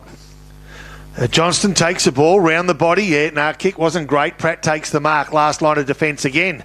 Sales goals just metres behind him. He's in the left back pocket. He's going to kick towards the left half-back flank. Prowse is his target. He has front of the pack and takes the easiest of marks.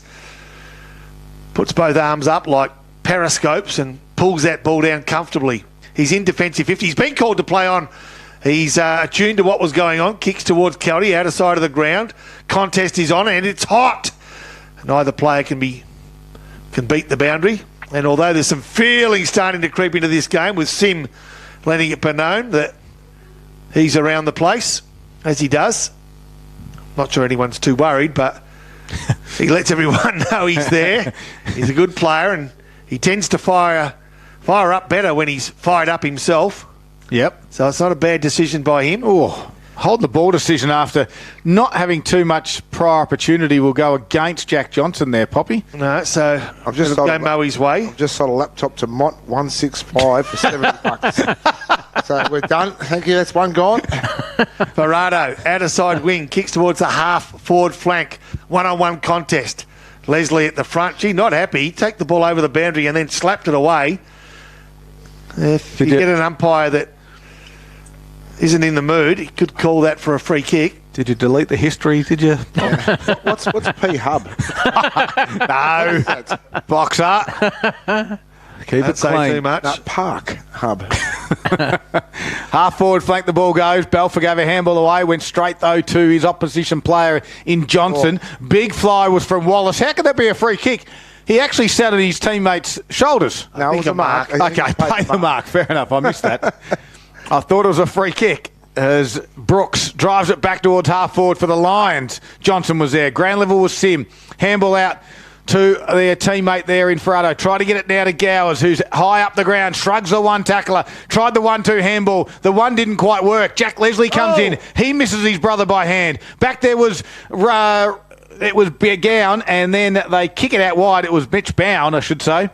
Noah Gown plays for Leongatha. The siren has sounded, and it is a slow affair here between the Moe Lions and the Sale Magpies. It is inaccurate. Magpies 1 goal, 8-14 at quarter time. At half time, they trail the Moe Lions 4 straight 24, the 10-point margin, and that is the second quarter all done for the Moe Racing Club. You're listening to Gippsland Live. Thanks to Harvey Norman Electrical Gippsland.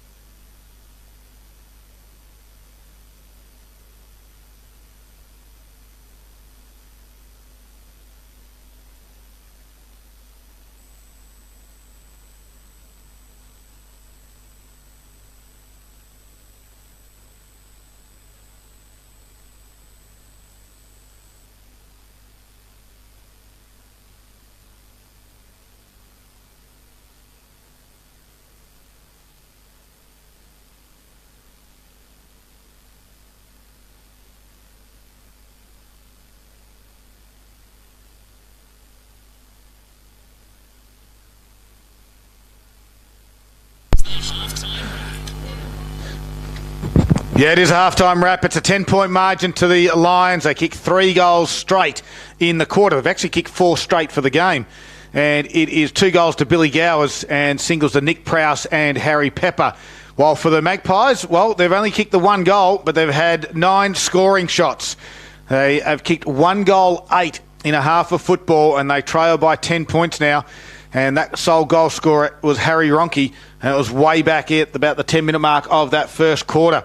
So a long time between drinks. It's just not quite good enough at the moment if you're taking on the third place at Moe side. Nick Lucchino is getting us all the scores for around the grounds. Before we go there, though, here's Rob Popplestone to give us a quick summation of what happened in the first half. Not much. No, it's really been an arm wrestle, and a lot of the contested ball has been between the arcs, and that's reflective in the scoreboard. Just 5 goals kicked in an hour's of footy isn't probably what you'd expect for perfect conditions, perfect day against 2 skillful sides. Sale have definitely shown improvement from earlier in the year. The few times that we have seen them, they've been actually less than disappointing. They've shown nothing. But last week I thought against Wonthaggi, maybe they were starting to bubble at the right time. Certainly, if you look at that scoreboard, double the amount of scoring shots, 4 to 9. The fact that they can't be accurate is the difference. And a lot of times, even late in the day, even late in that quarter, you feel as though they're bombing to the forward line rather than in that first 30 minutes of play. They lowered the eyes, they had leading players, and they were finding winners. Inaccuracy from set shots was a problem. But in that second quarter, I just found them bombing a lot more and they just couldn't find a winner at all. So is it a positive for the Magpies because they've had so much of it, but they've been inaccurate? If they can just sharpen that, is that a positive, or will it come back to hurt them a lot? Well, and look, that's the $64 question, Yeah. and the answer will be shown in 60 minutes' time.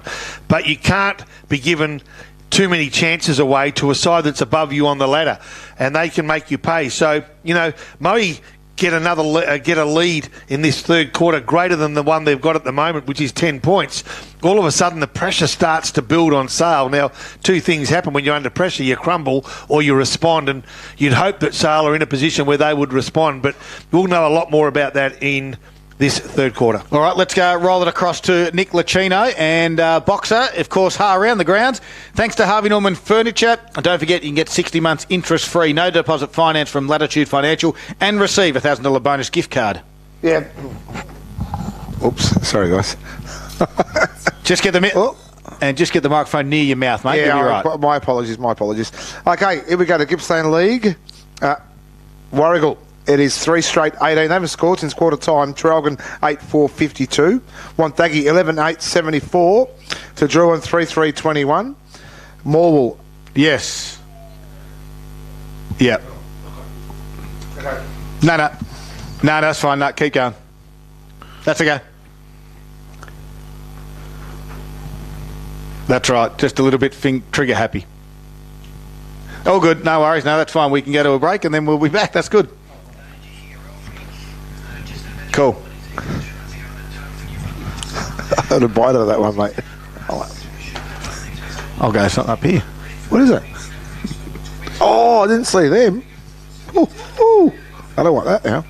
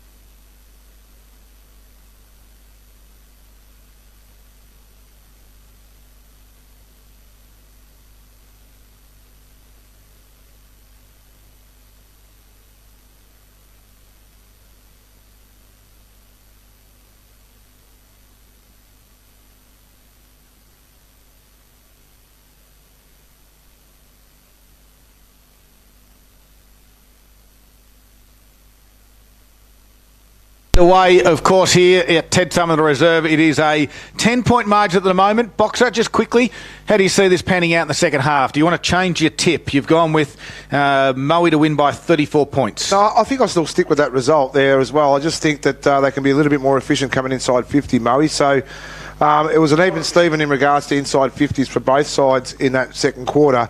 They just weren't efficient when they went in, both sides. So whoever gets on top this early in the game, I reckon in the third quarter, will be our winners for the afternoon. There you go. There you go. You've heard it first from Boxhead. Of course, special comments. All thanks to Carpet Country this afternoon. Poppy, do you want to change just quickly? No, I don't. I'm actually comfortable. Yes, we're down by 10 points, but it's 9 scoring shots to 4. Here we go. Let's see if we can't change this game around as Prowse gets a quick kick forward. Johnston tries to pull it in with one hand, and he does. Searches out the back. Game's on. Kicked off the ground. Well, tried to be kicked off the ground by Diamond. Now falls away of Moe again. Good tackle. Moe under pressure. Woods overruns it. They go. Opens the door from McLaren. Kicks to forward 50. They've got a winner here, or have they? No. Who else but this big man for Moe in Declan Kelty. Takes a mark, plays on quickly, and to mine, best man on ground in the first half was Riley Baldy, who kicked and threatens the forward 50. Wood comes in to lend a hand, and the game is really hot. Yeah, Gowers gave it to Sim. Gowers with the right foot. Sim with the right foot, little on the outside of the boot. Got it to the pocket. Pepper tried to keep it in, couldn't do so. And we'll have a boundary throw in. Riley Baldy certainly has been our outstanding so far. Traralgon Mazda player of the day. Although Sam Anstey, the runner for sale now, has put a cap on. He's got it on backwards as well with the glasses. Well, who's he thinking? He's trying to be the coolest runner going around. There's Baldy again. Quick one out there towards Ferrado. Quick kick inside forward 50. No one can mark it. Diamond for the Magpies will relieve some pressure. Kick it out towards Wallace. He just did a little bit of a kung fu fighting type of move with a right foot kick. Good tackle. From behind, Cooper Whitehill has been rewarded for holding the ball. Bit unlucky then too. Was it Sim that got done for holding the ball then too? Yep. He only just gathered the ball in, and obviously Whitehill had momentum from behind. But anyway, the umpire can't change his mind. No, Hudson Holmes has the ball. Defensive 50. Looks left, looks right. Short option is the way to go. Johnston's been busy for most of the day. Takes a mark. Close to the right half-back flank. Chooses to go to the outer side of the ground. Probably a good decision too. There's room to move through Tainch. Or is there? No. The time the ball got to him, they've pushed back Moe, so he goes down the line to the half-forward flank. Nicely done. Good mark. Play on, and then from the half-forward flank, inside forward 50. Goes long, and a good mark. Oh, no, dropped right at the last second by Kelty, and the ball is jumped on by players from both teams, just 40 metres from goal. Is that player with the long sleeves for sale, Scud? Sorry, mate. It was Diamond who kicked the Tainch. Apologies there. No. You're pointing as best you can to the numbers. I can't see it. I appreciate it. Lang applies the tackle. Sim comes in and gets another tackle. Umpire decides to assume control. The tackler was McLaren. The player on the bottom of the pack was Sim. I just wish clubs would just actually work out the fact that Declan Kelty is going to read every ball that comes in high inside defensive 50 for Moe. So they've got to use the ball better coming inside 50. Riley Baldy wins a free kick from that stoppage. He switches play beautifully to Tommy Long. Mark on the half-back. Do they keep the run going, Tommy? He gets called to play on, so he has to move it quickly now. Runs away from his opponent. A little wobbly sort of kick that goes towards the wing area. It might work out. Gowers will come to meet it. Left the footy behind. Well, Leslie did well. Gave it to Shannon Lang. His little quick kick is going to be turned over, though. And Scotty Van Dyke will take the mark. As Van Dyke has it in the centre square. Just a bit slow using the ball then, Van Dyke. He had Gowers on his own. Just a bit slow moving it. Kicks it out wide towards Pepper. Just sort of stopped and waited. Whitford got to the front spot. Got through there. On that occasion was bound over the top to Paddy Tainch. His right foot kick to open area. Nicely done. And finds Adam Wallace on the wing. He looked inboard. Decided not to go there. Johnson was covered. He'll handball back around the body to Patrick Tainch. He looks to come across the ground. Oh, dangerous. It's going to high, but Leslie... There's 3-on-1. And McGrath ran into Gowers and has knocked him over, and he's in a bit of strife, is Billy Gowers. Leslie, meanwhile, big don't argue. Sim got a punch right in the jaw. Yep. Don't argue from Leslie. Got him high, all right. Gowers just gets up off the ground now. The young 18-year-old Lockie McGrath put him over, and he doesn't feel the best either. There's carnage all over the spot. Sim's still down. He gets the free kick, but he's not too sure if he wants to take it. He will. He looks up, holds his jaw, wants to handle out the back to the runner in Biffin, and now the play resumes with an upside-down drop punt, top of the 50. Back there is Prowse. Quickly tackled, ball comes out, scooped up by Riley Baldy, got tackled, got a handball away to Danaher. He tries to get it out the back. Good little spin move by Seppi. Kick go straight down the throat of Shannon Lang though. So Shannon Lang goes towards the outer side, looking for Johnston, opens the door for McGuinness. McGuinness tries to get rid of his opponent, can't. Held on too long, dropping the ball. Pretty tough. The umpire says play on, does he? Okay, well, that's what they do. They play on, and they do it nicely through Wallace. I tell you what, they're going Lettery, doing it well. The big man shows a turn of foot, does Jack Leslie, kicks inside forward 50, looking for McGuinness. McGuinness v Kelty. The race is on, and neither player can get handle on the ball, not the first time anyway. And Moe have got the numbers, and under pressure they work it out nicely towards the outer side of the ground, one-on-one contest. Sales, Mitch Bowen got hand to the ball, tries to keep it in play, can't. In fact, probably tried to find the boundary and did. Exactly what I spoke about with the efficiency coming inside 50. Both sides have had equal amount of the ball this first quarter, but the ball coming inside is atrocious at the moment. So they've just got to really look at fixing that up, lower the eyes, and get those skill level right. Sim came off too, by the way, boys, holding that jaw. Yeah. As a boundary throw and kick around the body there was from Taints. Nicely done on the move and on the run for Shannon Lang. Goes inside forward 50. Out the back. Geordie Descent out the back was Harry Ronke. He gets to it now. Handballs back to Geordie Descent on ground level. Handball to Ronke under pressure. Also working hard was McGuinness. Ronke has to go again. Falls over. The ball is still in dispute, so picking that one up off the ground was Geordie Descent. He got wrapped up by 3 Lions. And we'll have a boundary throw in. 6 minutes in. The margin still sits at 10 points. And we still haven't had a goal scored. So the best news out of the afternoon so far is the score down in Melbourne. It is the Hawks, 14-3, 15-3, 93 now. 5-goal leaders over the Tigers, 9-9-63. Oh, geez, I had a bet and gave a mate 12 points in. That's what you get for being cocky. So boundary throw in. We've had a secondary one here. He didn't miss any of the play. In the front spot was McGuinness. Tapped it towards the goal in a dangerous spot. And Declan Kelty will be the last one off the bottom of the pack. He's been super for Terrelgan Mazda this afternoon. Another stoppage. I'll have one more go, Pop. Can we get a clean area? Kelty again. No, we can't. Over to you, Rob Popplestone. All right, more than happy to do this. Never been found in a pack before in my career. Let's see if I can get my first touch. Ball thrown down. Nicely done. Who's there? McLaren tries to keep it in the area. Can't. Players from both sides. Lang dispossessed. Nicely done. Baldy again gets another touch. He's tackled to the ground, and there'll be a boundary throw in. 20 metres from Sale's goals. Moe 4 goals straight. Sale 1 goal 8. Can you believe that? We've played 7 minutes of this third quarter. No score. No score. As the tap comes down from probably Leslie. Couldn't quite pick the player. Don't reckon it was Leslie. Who might have been if it wasn't Leslie? Descent, you think? Okay, Jordan Descent got the tap. This time, ball comes down again. Sale, front position. They're getting first hands to the ball. Can't find a winner. Here's a big chance. They've got the run of the ball. They just need room to move. And they need to get a handle on the ball. They can't. The pressure from Moe is outstanding in that defensive 50. And through Baldy now, they'll work it out. A good kick, clearing 50 metres out of the area. A one-on-one contest. Big Jack Leslie trying to chase down Billy Gowers, and they're both beaten by the boundary again. Grandstand side, centre wing, a boundary throw-in to take place. 10-point leaders are the home side. 8 minutes gone, third quarter. Boundary thrown right in front of the grandstand or the change rooms here at Ted Summer Reserve. Out the back there was Seppi. Handball didn't go too far. Jack Johnson over the shoulder. Hands. McKay gave a beautiful one to McLaren. Inside forward 50 this time. No one can mark. The defence has been rock solid for the Lions all afternoon. And the quick biff and kick towards the can bar. Doesn't find touch. It does, the umpire said. Yeah, just lucky. It was a good call by the young boundary umpire. Good on him. Thought it was just out. So right in front of the Moe Can Bar here this afternoon. Not a bad sort of crowd on this beautiful Saturday afternoon. It's great to have your company, of course.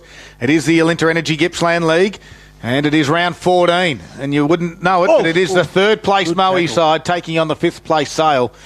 And the good tackle there was from Scotty Van Dyke. Another stoppage, 40 metres out from Sale's goal. As Johnson tried to bust his way through. Whitehill was there as well. Right foot check side kick. What? and doesn't find the teammate. Ben Maslin will come in and take the mark. He took a step off the line. He got called to play on, so they handle over the top from Baldy. Now to Biffin. He's got one out wide. It's a teammate who can give a quick handle off to Baldy again, who ran onto it. Does it sit up nicely for him? It does. Right foot down kick. the field. Ronke put him down, and the umpire said, yes, that is correct, Poppy. It is downfield, and Harry Pepper will have the shot and goal. Undisciplined. It was a 50-50 contest. The ball spilled to ground inside forward 50 and the game's in the balance. 10-point the margin. A cheap kick 45 metres out is the result. And I don't mean that it wasn't deserved. It was deserved. But as you say, Harry Pepper, who's kicked one, has got the chance to be only the second multiple goal scorer, and we're played deep into the third quarter. But it is a freebie. It's a freebie, yeah. Well, they've been accurate. They've kicked 4 straight. This is a big moment in the game for the Moore Bowling Club this afternoon, as Harry Pepper will come in to look to get his second goal.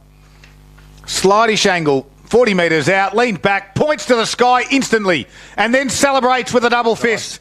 Harry Pepper's got 2, and all of a sudden, the polar opposites, the accuracy of Moe, get him out to 5 straight. Sale sit on 1 goal 8 box. Yeah, it's just a game of errors, isn't it, really? It's just both sides are really coughing the ball up then too, and that kick just out by Young. Can't remember who it was there inside his forward 50, but just to turn the ball over, and luckily enough there for young Salt and Pepper, he finished off the goal there as well. It was Cooper Whitehill, a little check side kick. Good finish there by Harry Pepper, and a much needed goal there for the Maroons. Taken 10 minutes and the McDonald's Gippsland scoreboard, 16-point lead to Moe. Whoops. I don't know why I bother sometimes. As Lang comes through the midfield, nicely done. Sale need to respond, and they need to respond quickly. They go looking for Johnston, loses his footing right on the boundary line. It spills over. I need to apologise. I was reading the Terrelgan scores at the time. I was actually... That's fine, mate. We understand. What are they? Yeah, they were good. Yeah. You should have been taught as a kid, lying doesn't get you anywhere. The ball, 20 metres from Sale's goals. Moe 5 goals, Sale 1 goal 8. Remind me to rob a bank with you two blokes. Ball goes down. A quick kick around the body. Could this be their second goal of the afternoon? Hayden Potts, he does it. A sombrero goal of the day. The game's back on. Absolutely. That was an absolute ripper. The ball was high for a long time too there too, Pop, so you nearly lost your voice just waiting for the ball to come down from the stratosphere. Is that what we call it? The stratosphere? Yep. But a great finish then as well, though, too, because it really starts to sort of fix up that scoreboard a little bit there for Sale. 2-8, but a much-needed goal. They've just got to get more efficient inside 50, and this is probably a little kick-starter for them this afternoon. Back to their half-time margin of 10 points with Hayden Potts' goal, taking Sale to 2 goals 8-20 on the McDonald's Gippsland scoreboard, trailing Moe, who are 5 goals straight 30. Well, is that the spark that they need? Of course, the Zambrero Gold the Day contender. Don't forget the Zambrero new kids meal now available. They've got the new store in Warrigal on Victoria Street, and of course the one in Terrelgan. Can they get a couple in a row? But quickly out of the middle of the ground was Danaher. Got it inside forward 50. Off his opponent again is Leslie. Nicely done. He's got some toe. Has a bounce. Gets out. Kicks to the wing area and finds War. Beautifully done. War takes the uncontested mark. Looks up. We want one of the key targets, maybe Jack Johnson, maybe McGuinness might be the other target, as War puts it on its way. McGuinness will be the target, but he won't get there. Johnson with some strength, just shoved Biffin out the way. That's 50. Yeah, Danaher was in that encroachment zone area. They don't pay that one anymore. And Jack Johnson now gets told to play on. He'll kick it to the far side of the ground. The big flyer at the back will be Geordie Descent. Can't quite mark ground level. Little roving one there nicely from Harry Ronke, but it was picked off in the last line there by Tommy Long, who cleared it out wide to find Brock Smith. So Brock Smith just short of right half back. Considers his options and feels as though the short one to Maslin's the best one, and that's where he goes. So right on half back flank now, Maslin looks inboard, nothing there, kicks just casually along the line, 45, 50 metres. Ball spills off hands and finds the boundary line again. As Paul Carter told you a moment ago, the margin is now 10 points. It was 10 points at half-time. 1 goal apiece in the first 13 and a half minutes of this third quarter. As we all know, traditionally, this is the one that opens up a game for either side at this stage. The heat's on, but no one's sort of cracked open the other at this stage. Bottom of the pack, Adam Wallace gives the ball back to the central umpire. He'll assume control and ball this one up. Outer side wing. Next goal, absolutely important for the visiting side, you would think. The pressure's on, pushing the backs, and to go Moe's way. Is it Danaher? Yep. Possibly. Left leg, kicks inside forward 50. Big Prowse, punch from behind. Good spoil. Here we go. Who's going to be first player there? Belfer. Handballs it over, well, kicks towards the outer side of the ground, taken away by Sale, but only momentarily. The pressure from Brock Smith was good. Now it's Mazel again, goes inboard. And is that Prowse, the big fella, Nick? From right half forward flank. Just settles. And on the left leg, kicks towards Lachlan McGrath. In fact, kicks to the top of the square, spills off hands. Nicely done. Oh, good I thought smother. a kick from Trent Bordy would have been definitely our goal of the day, but Lockie Ronke put his hands where most would fear and smothered the ball over the boundary line, eases the pressure momentarily. Well, it was a great smother by Lockie. They get a stoppage, the Magpies. Leslie taps it straight down the middle. Working hard was Danaher. Squeezed a handball out. Quick kick around the body there from Blazer. High it goes. Standing underneath it was Tainch. Couldn't complete the mark. Oh no, was all right. Pepper nearly got the free kick. Handball through from Whitford. Frown Lang. Lang's exiting defensive kick outside 50. The Lions have got some numbers. Blazer's one of those. Back to the hot spot it comes. In the front spot was Hudson Holmes. Good competition there from Brock Smith. But Jack Leslie was up for the task. He gathered it and kicked it outside defensive 50. It might just come back though. Maslin is the one, the first one there. He can chip it over the top to Biffin. If it sits nicely, he might be away. He got an awkward one. He's up to the task. Right foot kick inside 50 to Belfer. Couldn't complete the mark. Second effort was good. Swung around in the tackle. Play onto the umpire. Little chip kick towards Wood. Snap around the body from Jacob Wood. Last line touched. Pushed through for a minor score. McDonald's Gippsland scoreboard says 11-point margin. And Moe's first behind for the day takes them to 5-1-31, leading Sale 2-8-20. So quickly, Hudson Holmes will just hold things up. That was frantic the last few seconds of play. And Moe just turning up the heat here. All 36 players in Moe's half of the ground. They're not wanting this to get out. Hudson Holmes has to kick to the pack. Leslie's at the front of that pack. Contest it nicely. Sim taken off the ball. Free kick not paid. Johnson does nicely. Handballs it out. Overrunning it there. And now Blazer for Moe. Kicks to the top of the square, but it should be all Sale. It is. Hudson Holmes takes the easiest of marks. Couple of short options to his right. Ignores them and looks for what could be the next best. I'm not sure that was it, but Lang will read it beautifully. Gee. And I'll say that Hudson Holmes meant it. Jeez, he covered some ground though, Shannon. He did, He yeah. just knows how to cover the ground. He knows how to win the ball.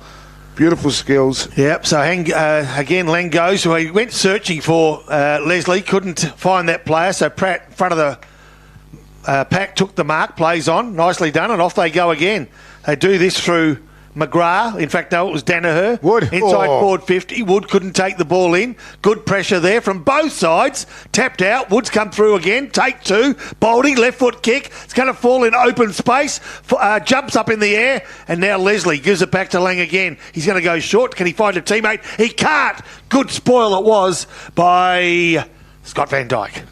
That's 31 disposals to Shannon Lang now. 7.5 minute mark of the third quarter as well, mind you. He'll crack the 40 mark before three-quarter time. Well, it is all thanks to McDonald's in this third quarter, celebrating 30 years of coffee fit for an Aussie as we got the ball to come back in. Underneath it there was Leslie. Jacob Wood out the back, tried to get around the defence there of Sale. Leslie was up to it. That's Will. Comes back to the near side. Maslin's in the right spot. Glenane had to spoil. Attacking it. Here he goes again, the bull. His name is Shannon Lang, and he drives it to half forward. The one-on-one contest. Front and square was Jonty McGuinness. Dane McGuinness is there to help, but Declan Kelty wraps up Jonty. And we'll have a stoppage. Probably a good result in the end for the Magpies because the two tall Sale forwards, they're not the most agile out there, but they compete pretty hard, and McGuinness will do the ruck duties now to tap it down. Head over the footy was Ferrado. Maslin was there as well. Can he find a target as he goes to half forward? Prowse will be that target. Big spoil over the back. Sandyman was there. Prowse tried to take on Sandyman and Leslie. Have a look at those two big units. Oh, what a sandwich that was. Wouldn't want to be in the middle of that one. No, you wouldn't. Half-back flank. Ball thrown down. Well, some may beg to differ, but I'm not into that.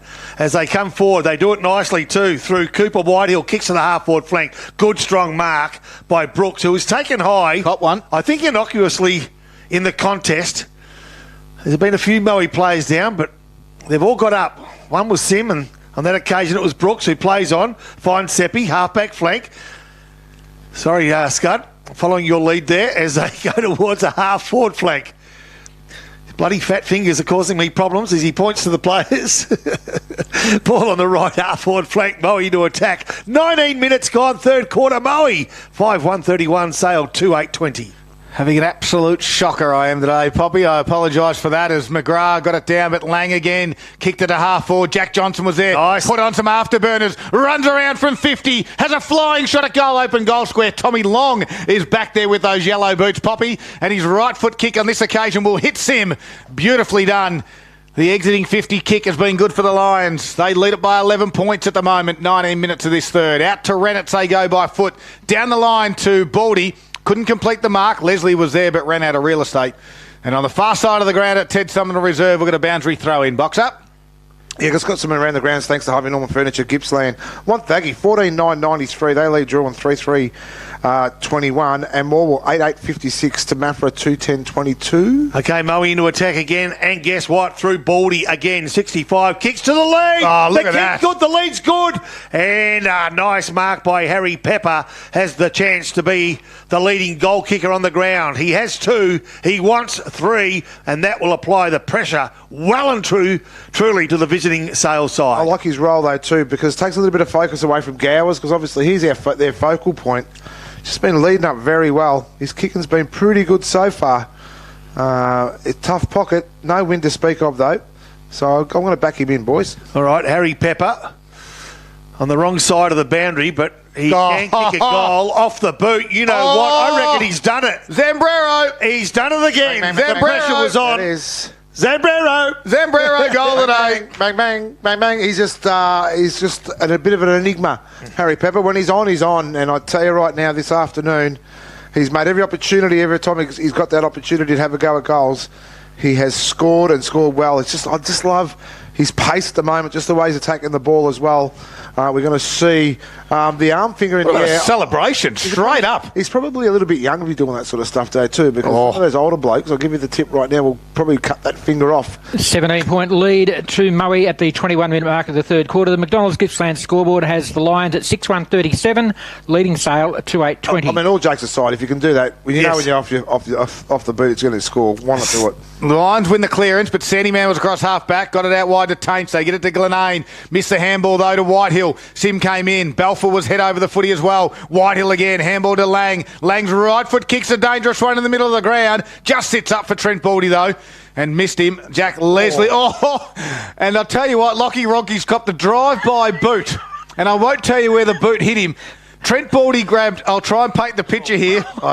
Trent Baldy grabbed Jack Leslie, swung him round on one foot, and then Leslie's boot went bang in a nut. Yeah, and the squirrel that we spoke about pre-game. Gone.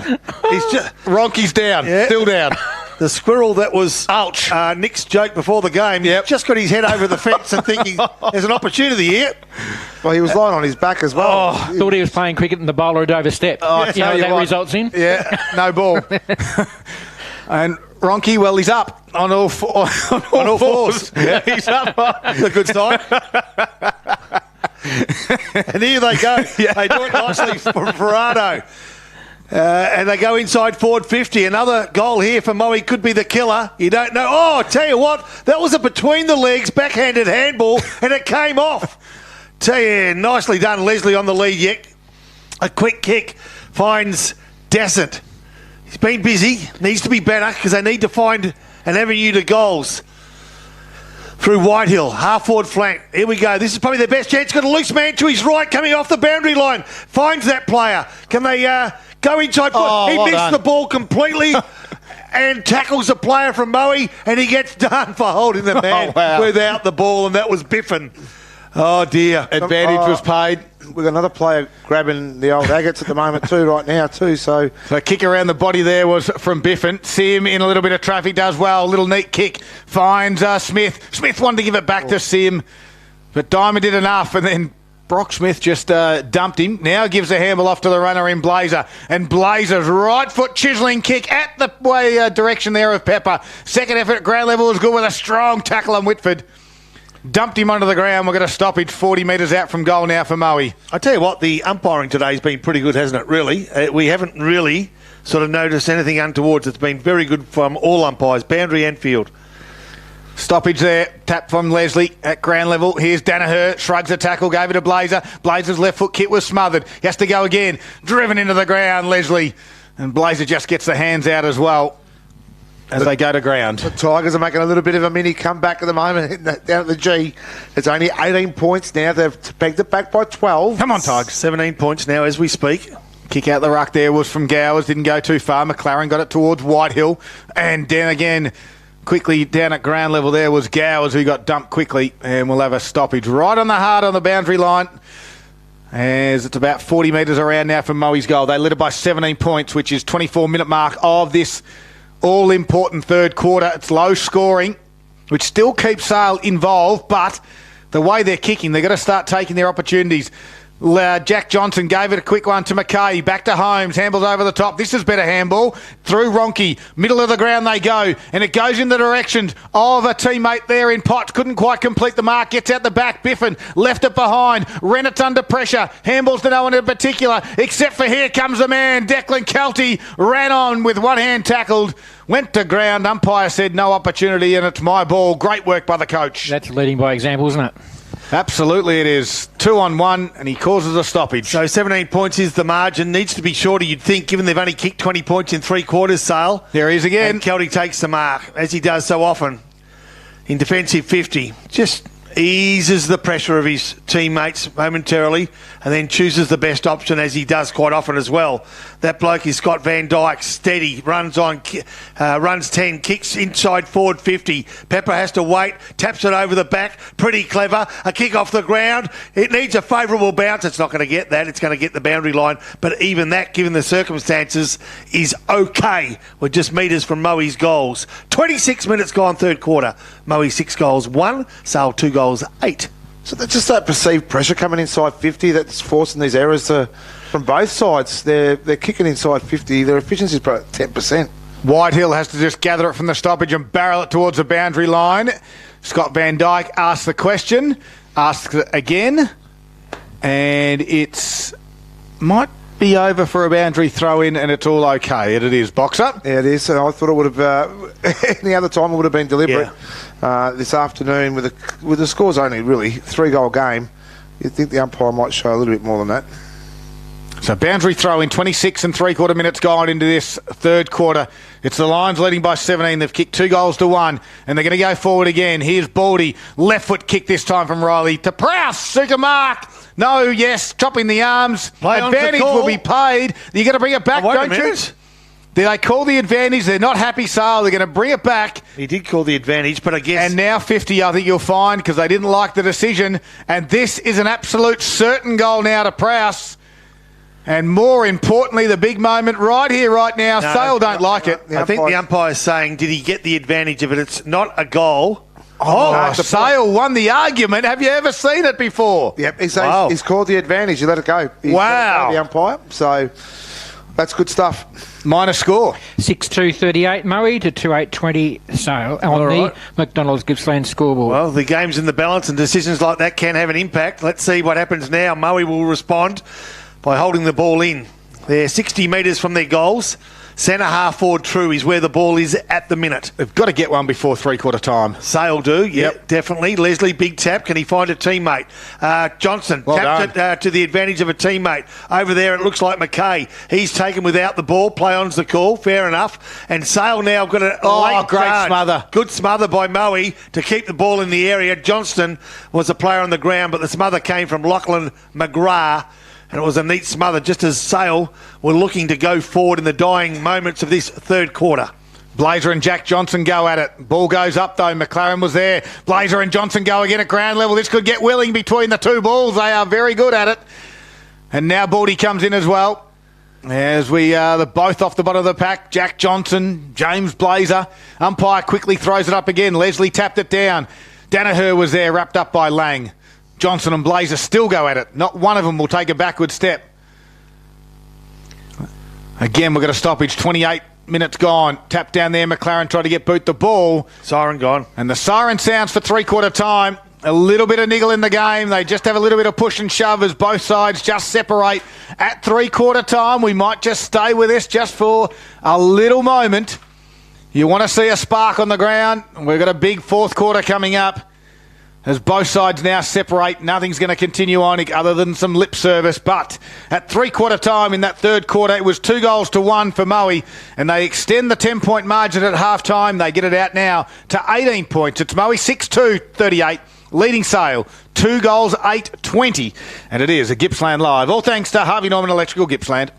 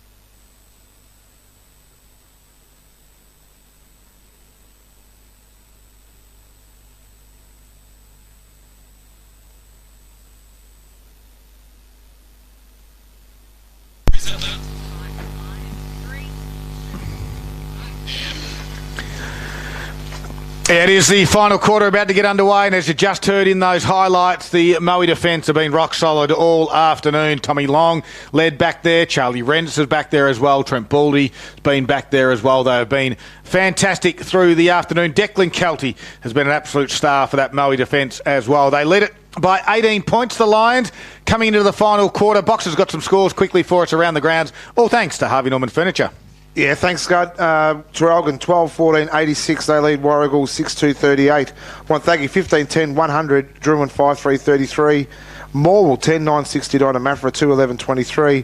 Leongatha 14-10, 94. To Bairnsdale 7 straight 42. Scudman. Thank you very much. Key stats quickly, Paul Carter. Our main stat winner on the ground is Shannon Lang with 35 disposals to three-quarter time. For Moe, it's Riley Baldy on 29. That is all thanks to Traralgon Mazda. The new Mazda BT50, built so you can do you. The final quarter for Harvey Norman Computers is about to get underway. Here's Rob Popplestone. All right, Leslie v. Prowse. Well, gee, call that one even as coming through as McLaren. He handballed quickly. You sense that they need to get the first goal. Handball forward by McGuinness. Inside forward 50. Waited when he should have went hard. And now the break comes from Pratt, who kicks to the grandstand wing. And first possession there is Belfour, Jacob Belfour, left leg inboard. Nicely done. Teammate Ferrado.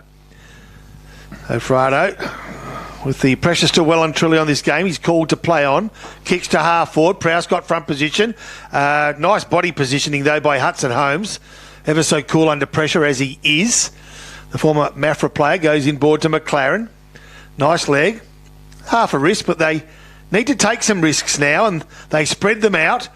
Go towards the half-back line. The pressure was on, and not equal to the pressure was Whitford. Opened the door for Sim, who gave to Pepper. And what should have been an attack, now they're defending as best they can as Gowers runs inside forward 50. This could be devastating, and it's going to be. The mark taken by Jacob Belfour when it should be in the Sale forward 50 could close the door. Yeah, nice play there by Gowers as well, too, because had all the opportunity to sort of blaze away inside and maybe try and kick a goal himself. The team thing was really good. Put the ball in the good position. He had a couple of players to pick from there. I thought Prowse might have been the one. But Belfour found himself in the better position. Okay, so they've been accurate all day. Striking it at, what's that, a 75% strike rate, 6-2. And Belfour directly in front, 20 metres out, maybe 25, left leg. Oh, he pushes it to the left momentarily, but it's still through the big ones, and another goal for Moe really applies the pressure to the visiting Sale side. Yeah, it's a nice start now there too by Moe. You know, gives them a little bit of breathing space as well. Sale going to be kicking themselves, especially with their ball inside 50. It was a good intercept mark that started everything down here for Moe, and a good finish off there as well by Belfour. And on the Harvey Norman computer scoreboard, just 2 minutes it took for the first goal of the final quarter. It goes to Moe, 7-2-44, leading Sale by 24 points. The Sale team are on to 8-20. Yeah, well, this could just about be at the big moment right there for the Morwell Bowling Club. That might just be a little bit too far now for this Magpie side. As they go back in the middle, McLaren was first there, though. Coming off the line was Renitz, as he may have been moved forward. Boxer, has he? Charlie Renitz, or into the ruck at least. He's doing some ruck duties, yeah. So Renitz up against McGuinness, taps it back in the end. McGuinness in the hands of McLaren, who was quickly wrapped up in a Danaher tackle. I don't mind that, though. He's got some good size about him as well, and I just saw his handwork was really good then. So let's try this one again. McGuinness this time taps it down. Free kick surely to Johnson, though. Play on was called. Moe get it back inside to their forward 50. It scoots out to the back. Will Leslie's the first one back there. He runs away from Belfour. Little kick on the right side. Doesn't going to come off. Now Maslin can give it over the top to Wood. They've got one in the goal square. Gowds, if they can get it to him. Maslin, they're still stuffing around with this outside 50. Sale's defence has been good. Baldy lost the footy. Underground handball from Diamond missed the target. Maslin tried to keep it in for the Lions now. And the Lions supporters are happy. They keep the pressure on. They cause a boundary throw in. The Canberra's got a few there too this afternoon, Scud, so they're all pretty happy. Right in front of them as well. 3.5 minutes into this final quarter. They've already got one, the Lions. Have extended the lead. McLaren and Danaher just gave away the free kick on Jack Johnson for holding of the arm pop. All right, so Johnson, half-back flank. Things are starting to get real for the visiting Sale side. Runs 10, kicks to centre half forward. They need to be better than that. Gave that one up, and tell you what, the defence and even the midfield defensively for Moe have been pretty good reading the play, and this play has probably been best on ground to mind Baldy. Less possessions than Lang, but more effective, I'd say, for most of the day. They find Gowers. just short of left half forward flank, plays on through the corridor, kicks long to within 15. They might start to open up this Sale side. Blaze at ground level, keeps the ball in. In fact, Pepper it was, keeps the ball in, nicely done. And Prowse comes through now. Can he get rid of his opponent? He can, but a kick for goal is touched right in the last line of defence. 3:45 Moe, 25-point lead over Sale. 2:8:20 Harvey Norman computer scoreboard. 4.5 played last quarter. So Sale have to get a wriggle on. You'd think they have to start to take a little bit more risk.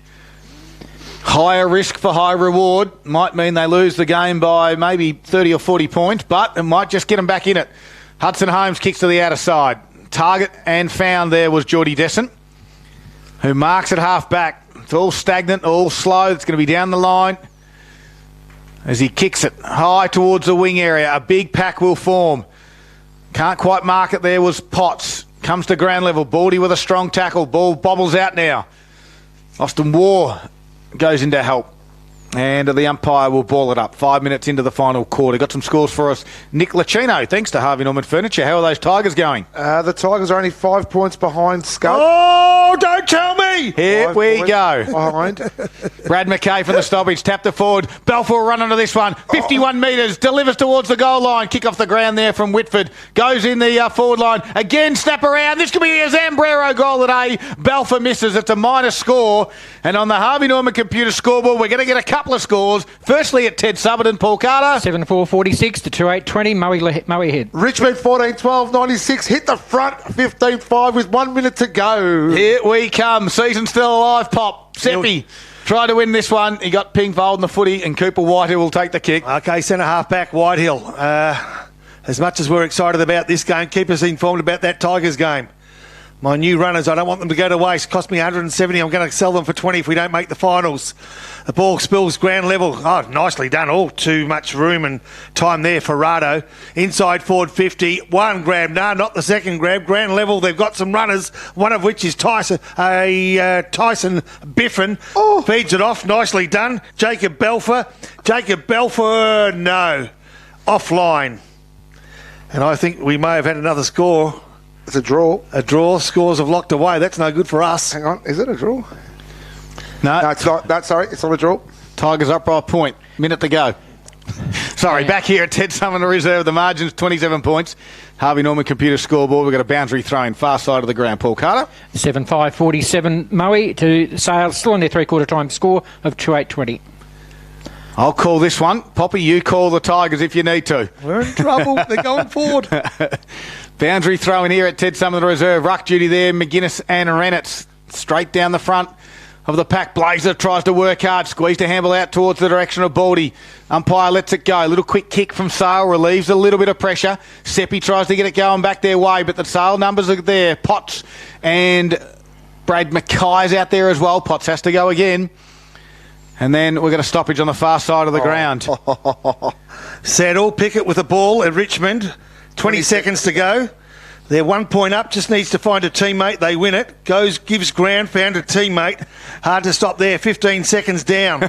They're just working the clock down, the Tigers. They're in defensive 50. And now call his play on. Need to clear the area.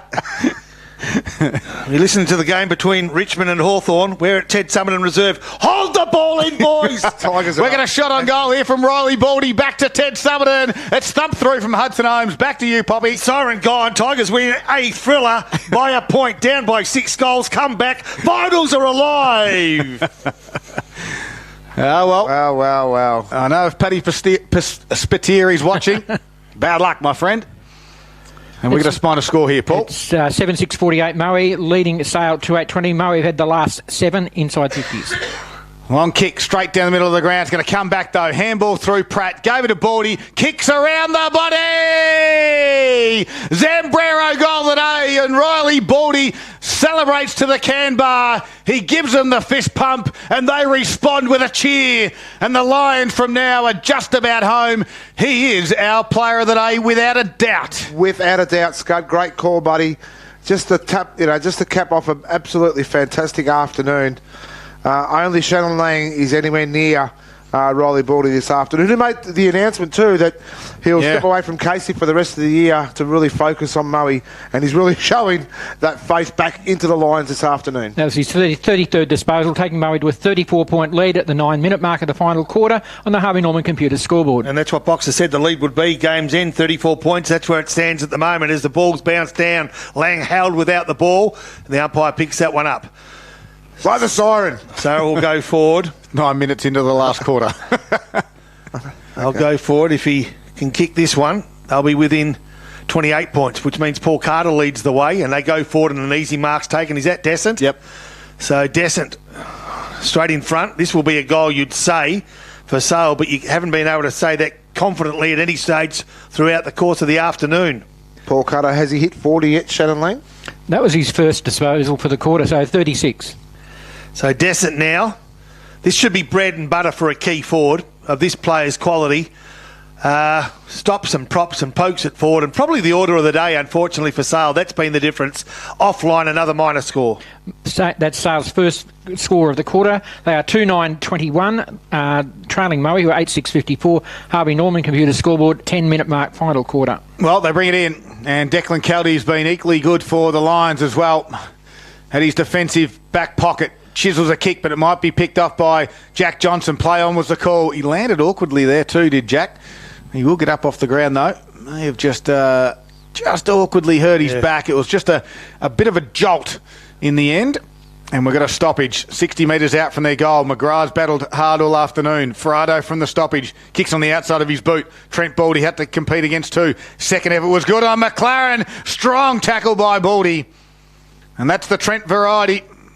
They look the same. They're bred equally tough. And they're good inclusions for this Moe Lions side.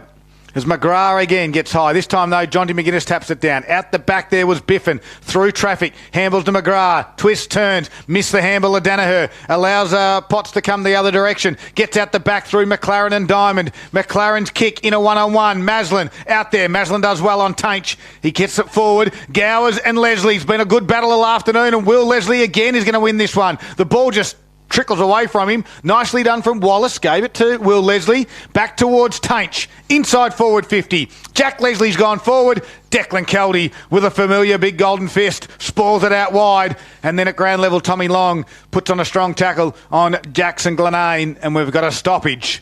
You know, there's an example of having all the time in the world to settle and to kick to a leading player. Both key forwards were standing still. They kicked to a contest.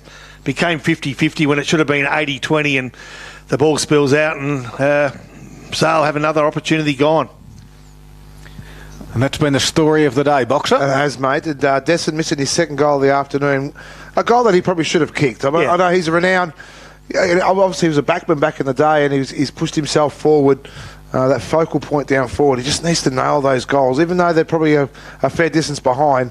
Just a little bit of confidence for his teammates, you know, they can finish off for him. Well, Scud pointed out before, percentage might mean anything or everything today, because as Orwell increased their margin and Sale increased their loss, things might sort of tie up pretty closely. Yeah, just looking at it, they're on 105% at the moment, Sale, which means they're about 40 points ahead on the for and against. So if they lose by about that 40-odd points, 49 points in fact it is, that they'll come back to the 100% mark. And the Tigers, with their win, they're not going to gain it, but they might sort of get back to with about a 10% difference. So it's not going to affect it too much, but there's still a few games to go, so it'll be interesting over the coming weeks.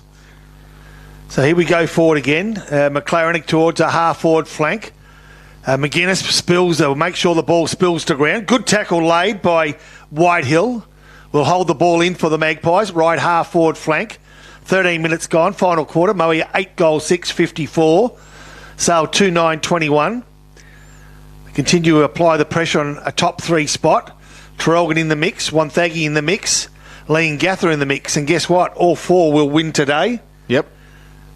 Ball thrown up. Neither player really got a clean hand on it. Johnson's been good. A look-away handball was excellent. I reckon that was Lang on the bottom of it, is it?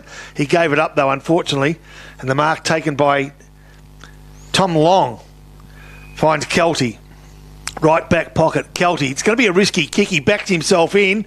And a free kick, if not a mark, will be paid, and it'll go the way of Brock Smith. He's played well today, Brock Smith. He's just read the ball very well across that half-back line. So Smith looks up. He's going to come to the near side. Tommy Long's worked hard for him and will close quickly Whitford. So Long couldn't complete the mark. Gave a handball to Kelty. Got a good shepherd there from Pratt. Allows Kelty to kick down the line. Prowse, 2 bites at it. Couldn't get it. Handball there from Trent Baldy towards Sim direction. Oh, didn't like the attention from Wallace, and it was a fair tackle. It was a fair... And we got a stoppage right in front of us here. 14 and a half minutes gone. Fizz has certainly gone out of this game, 33, and to be fair, hasn't been there all afternoon, to be honest.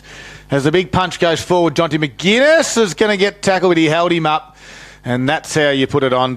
James Blazer does the team thing and holds up his opponent. So boundary throw in, 14 and a half minutes gone. Ball comes back into the field. McGrath this time, though, McGuinness did well. Tapped it down. Lang with a handball towards McLaren. Back to Lang again. Handballs over the top looking for War. Cooper Whitehill was there. War has to go again. Riley Baldy grabs it and kicks it straight up and down. Going back is Ferrado, who can take the mark.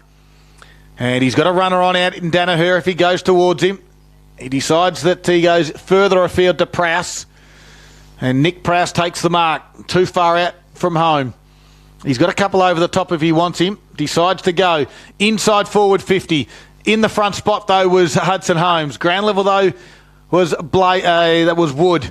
Head over it, though, McLaren. Won it. Gave it quickly to Sandyman. Handball inboard to Holmes. Now to Johnson. Out the back to Will Leslie by hand. And now by foot they get away to Tainch. They do too. And he handballs to Whitehill from the half-back flank. Kicks are taken off the ball as he kicked, and that spills to a 50-50 contest. Leading that contest is Kelty. Can he get a favourable bounce? Not quite. Kicks it off the ground. Gains 30 metres. Importantly, hits a teammate, then gets it back off that teammate. Left leg, not good.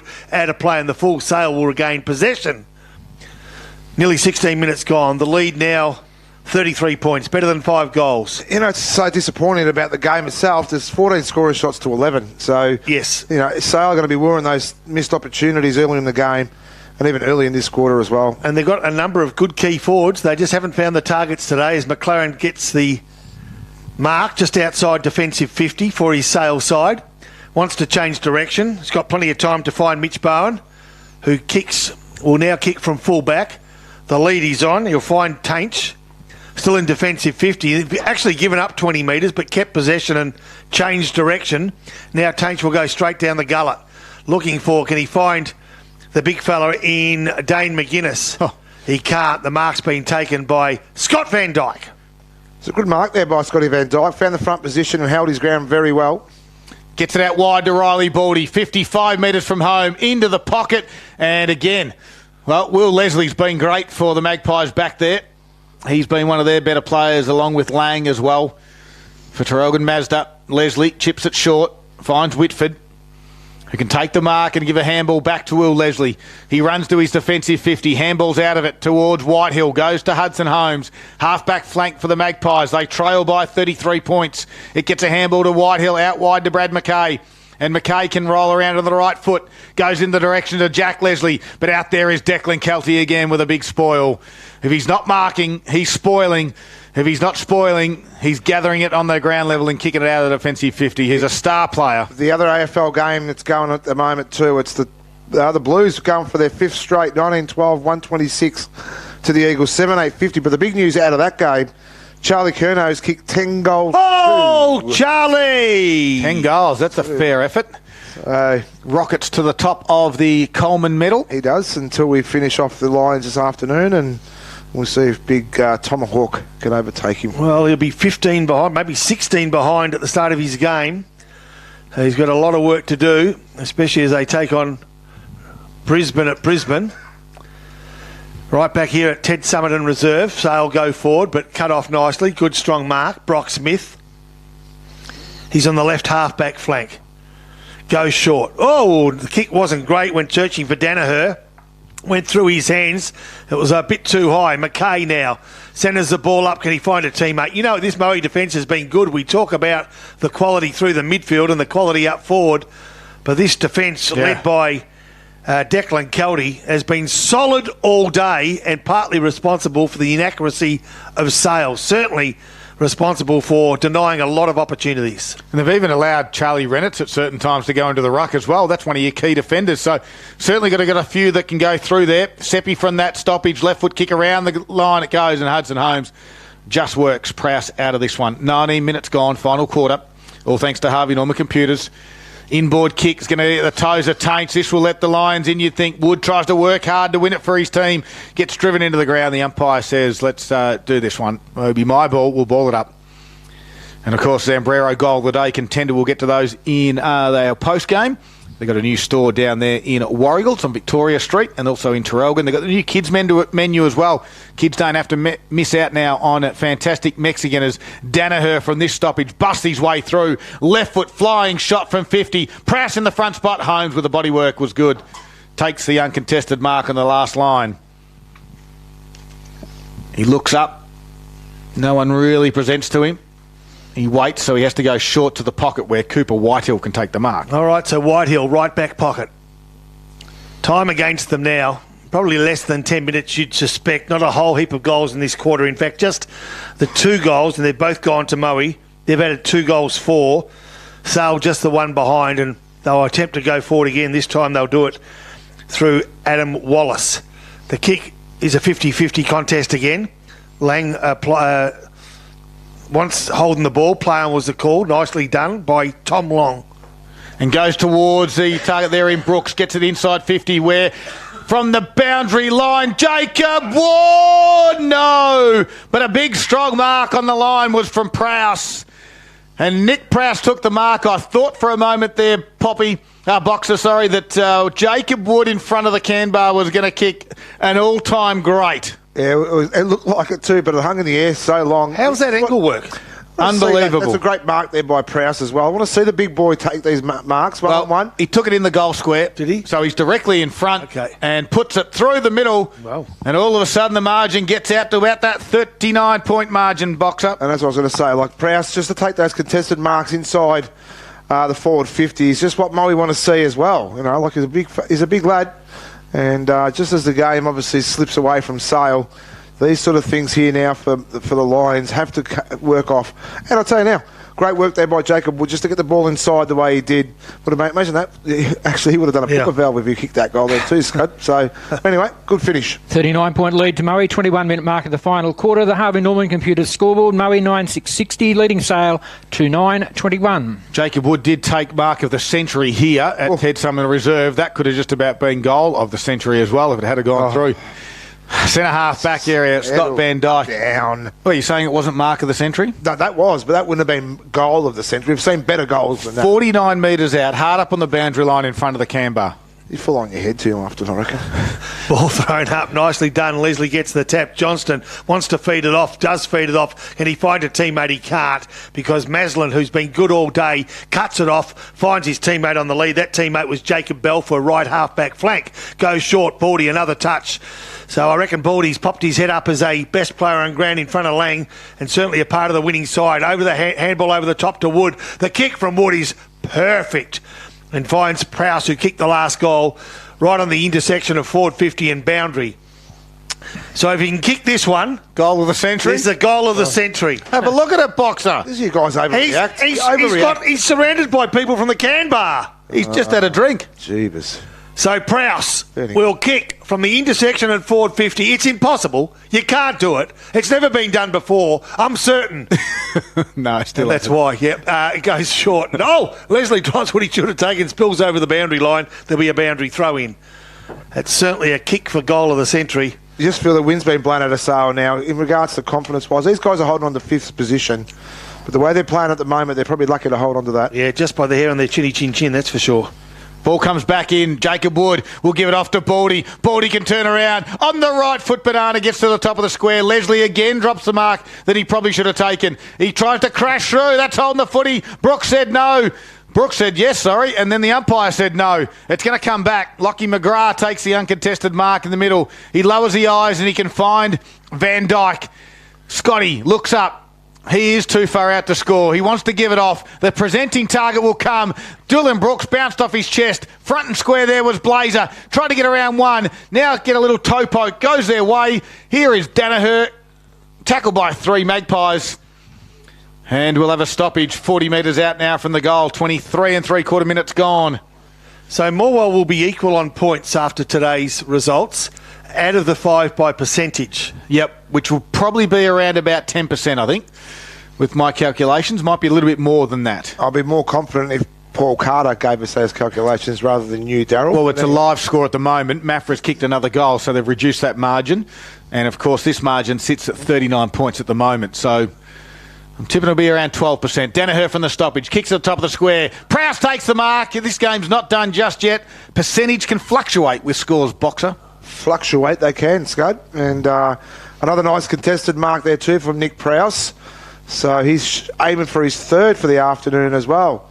Dead in front. This could be the goal of the century. What's your problem? Call it through, Box. Oh, you want me to call it through? He's just taking his time coming in there to young Prowse. Head over the ball, just nicely moseys in, kicks it straight through the middle, and another goal to the Moe Lions. Now, great work by Nick there. Great work by Nick Lacino as well. Prowse gets his third as the Lions now get it out to a 45-point margin. And as we said, that will bring them back. They'll lose 5% thereabouts out of this game. It's, as Darryl said, 45-point margin. We played 25 minutes into the final quarter, and the Harvey Norman computer scoreboard has the Lions at 10-6-66. Sale about it just one behind this quarter. They are 2-9-21.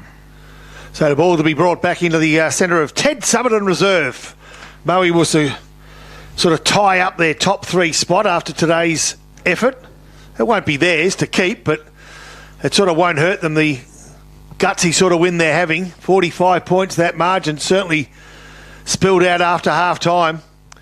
I thought Sale could prove to be too good today in a close one, but not even warm after half-time for me. Free kick goes Moe's way. Nicely done, Ferrado. Finds a teammate on the lead. Kick from 40 metres out. Billy Gowers! Just offline. 1 point. 46 points is the Moe lead now. 10-7-67 to Sale 2-9-21.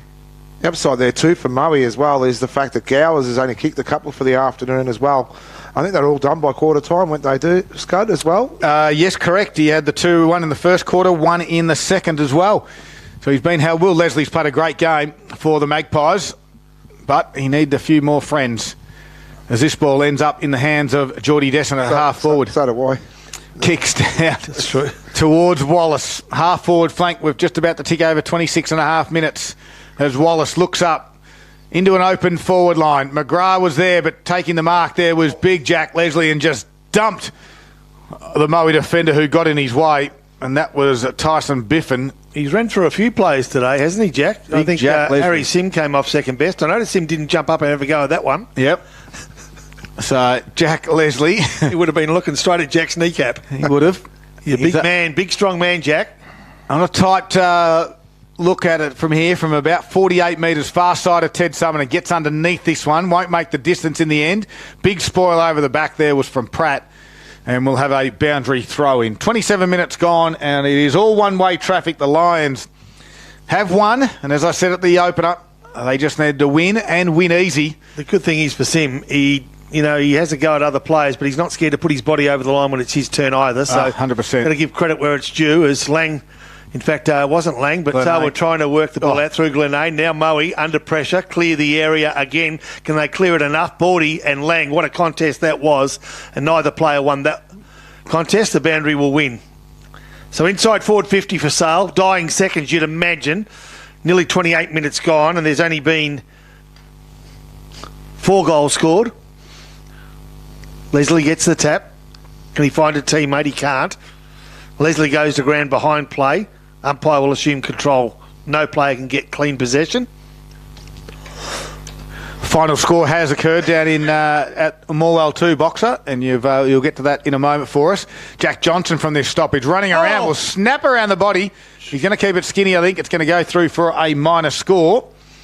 And on the Harvey Norman computer scoreboard, the best range in brands of Apple, Samsung, Nokia, Oppo and more at Harvey Norman Computers Gippsland. 2-10-22 Sale, trailing by 45 points. Moe 10-7-67. Van Dyke gets it into Biffin. That final score at Morwell is Tigers 12-10-82 over the top of Mafra 3-15-33. So the kick from Biffin finds Pratt on the outer side. His little chip kick can go up towards Pepper, can't complete the mark. Jack Lenane was there to try and get around the body. Pepper comes in again, gathers it and kicks it towards an open area. Billy Gowers has it. As the siren sounds here at Ted Summerton Reserve, the game is all done, and Moe have run out convincing winners by 45 points, 10-7-67, getting over the top of the Magpies. 2 goals, 10, disappointing in the end, 2-10-22. As we said, a 45-point margin. We're going to wrap things up here from Ted Summerton Reserve. Have a chat to some of the key players, of course. There's a couple from the Lions that we might get up. We're going to have a chat who we're going to talk to, of course, our Gippsland Live Player of the Day. We'll talk about the Zambrero goal of the day as well, and we'll get you all the scores from around the leagues, around the Gippsland this afternoon. Great to have your company.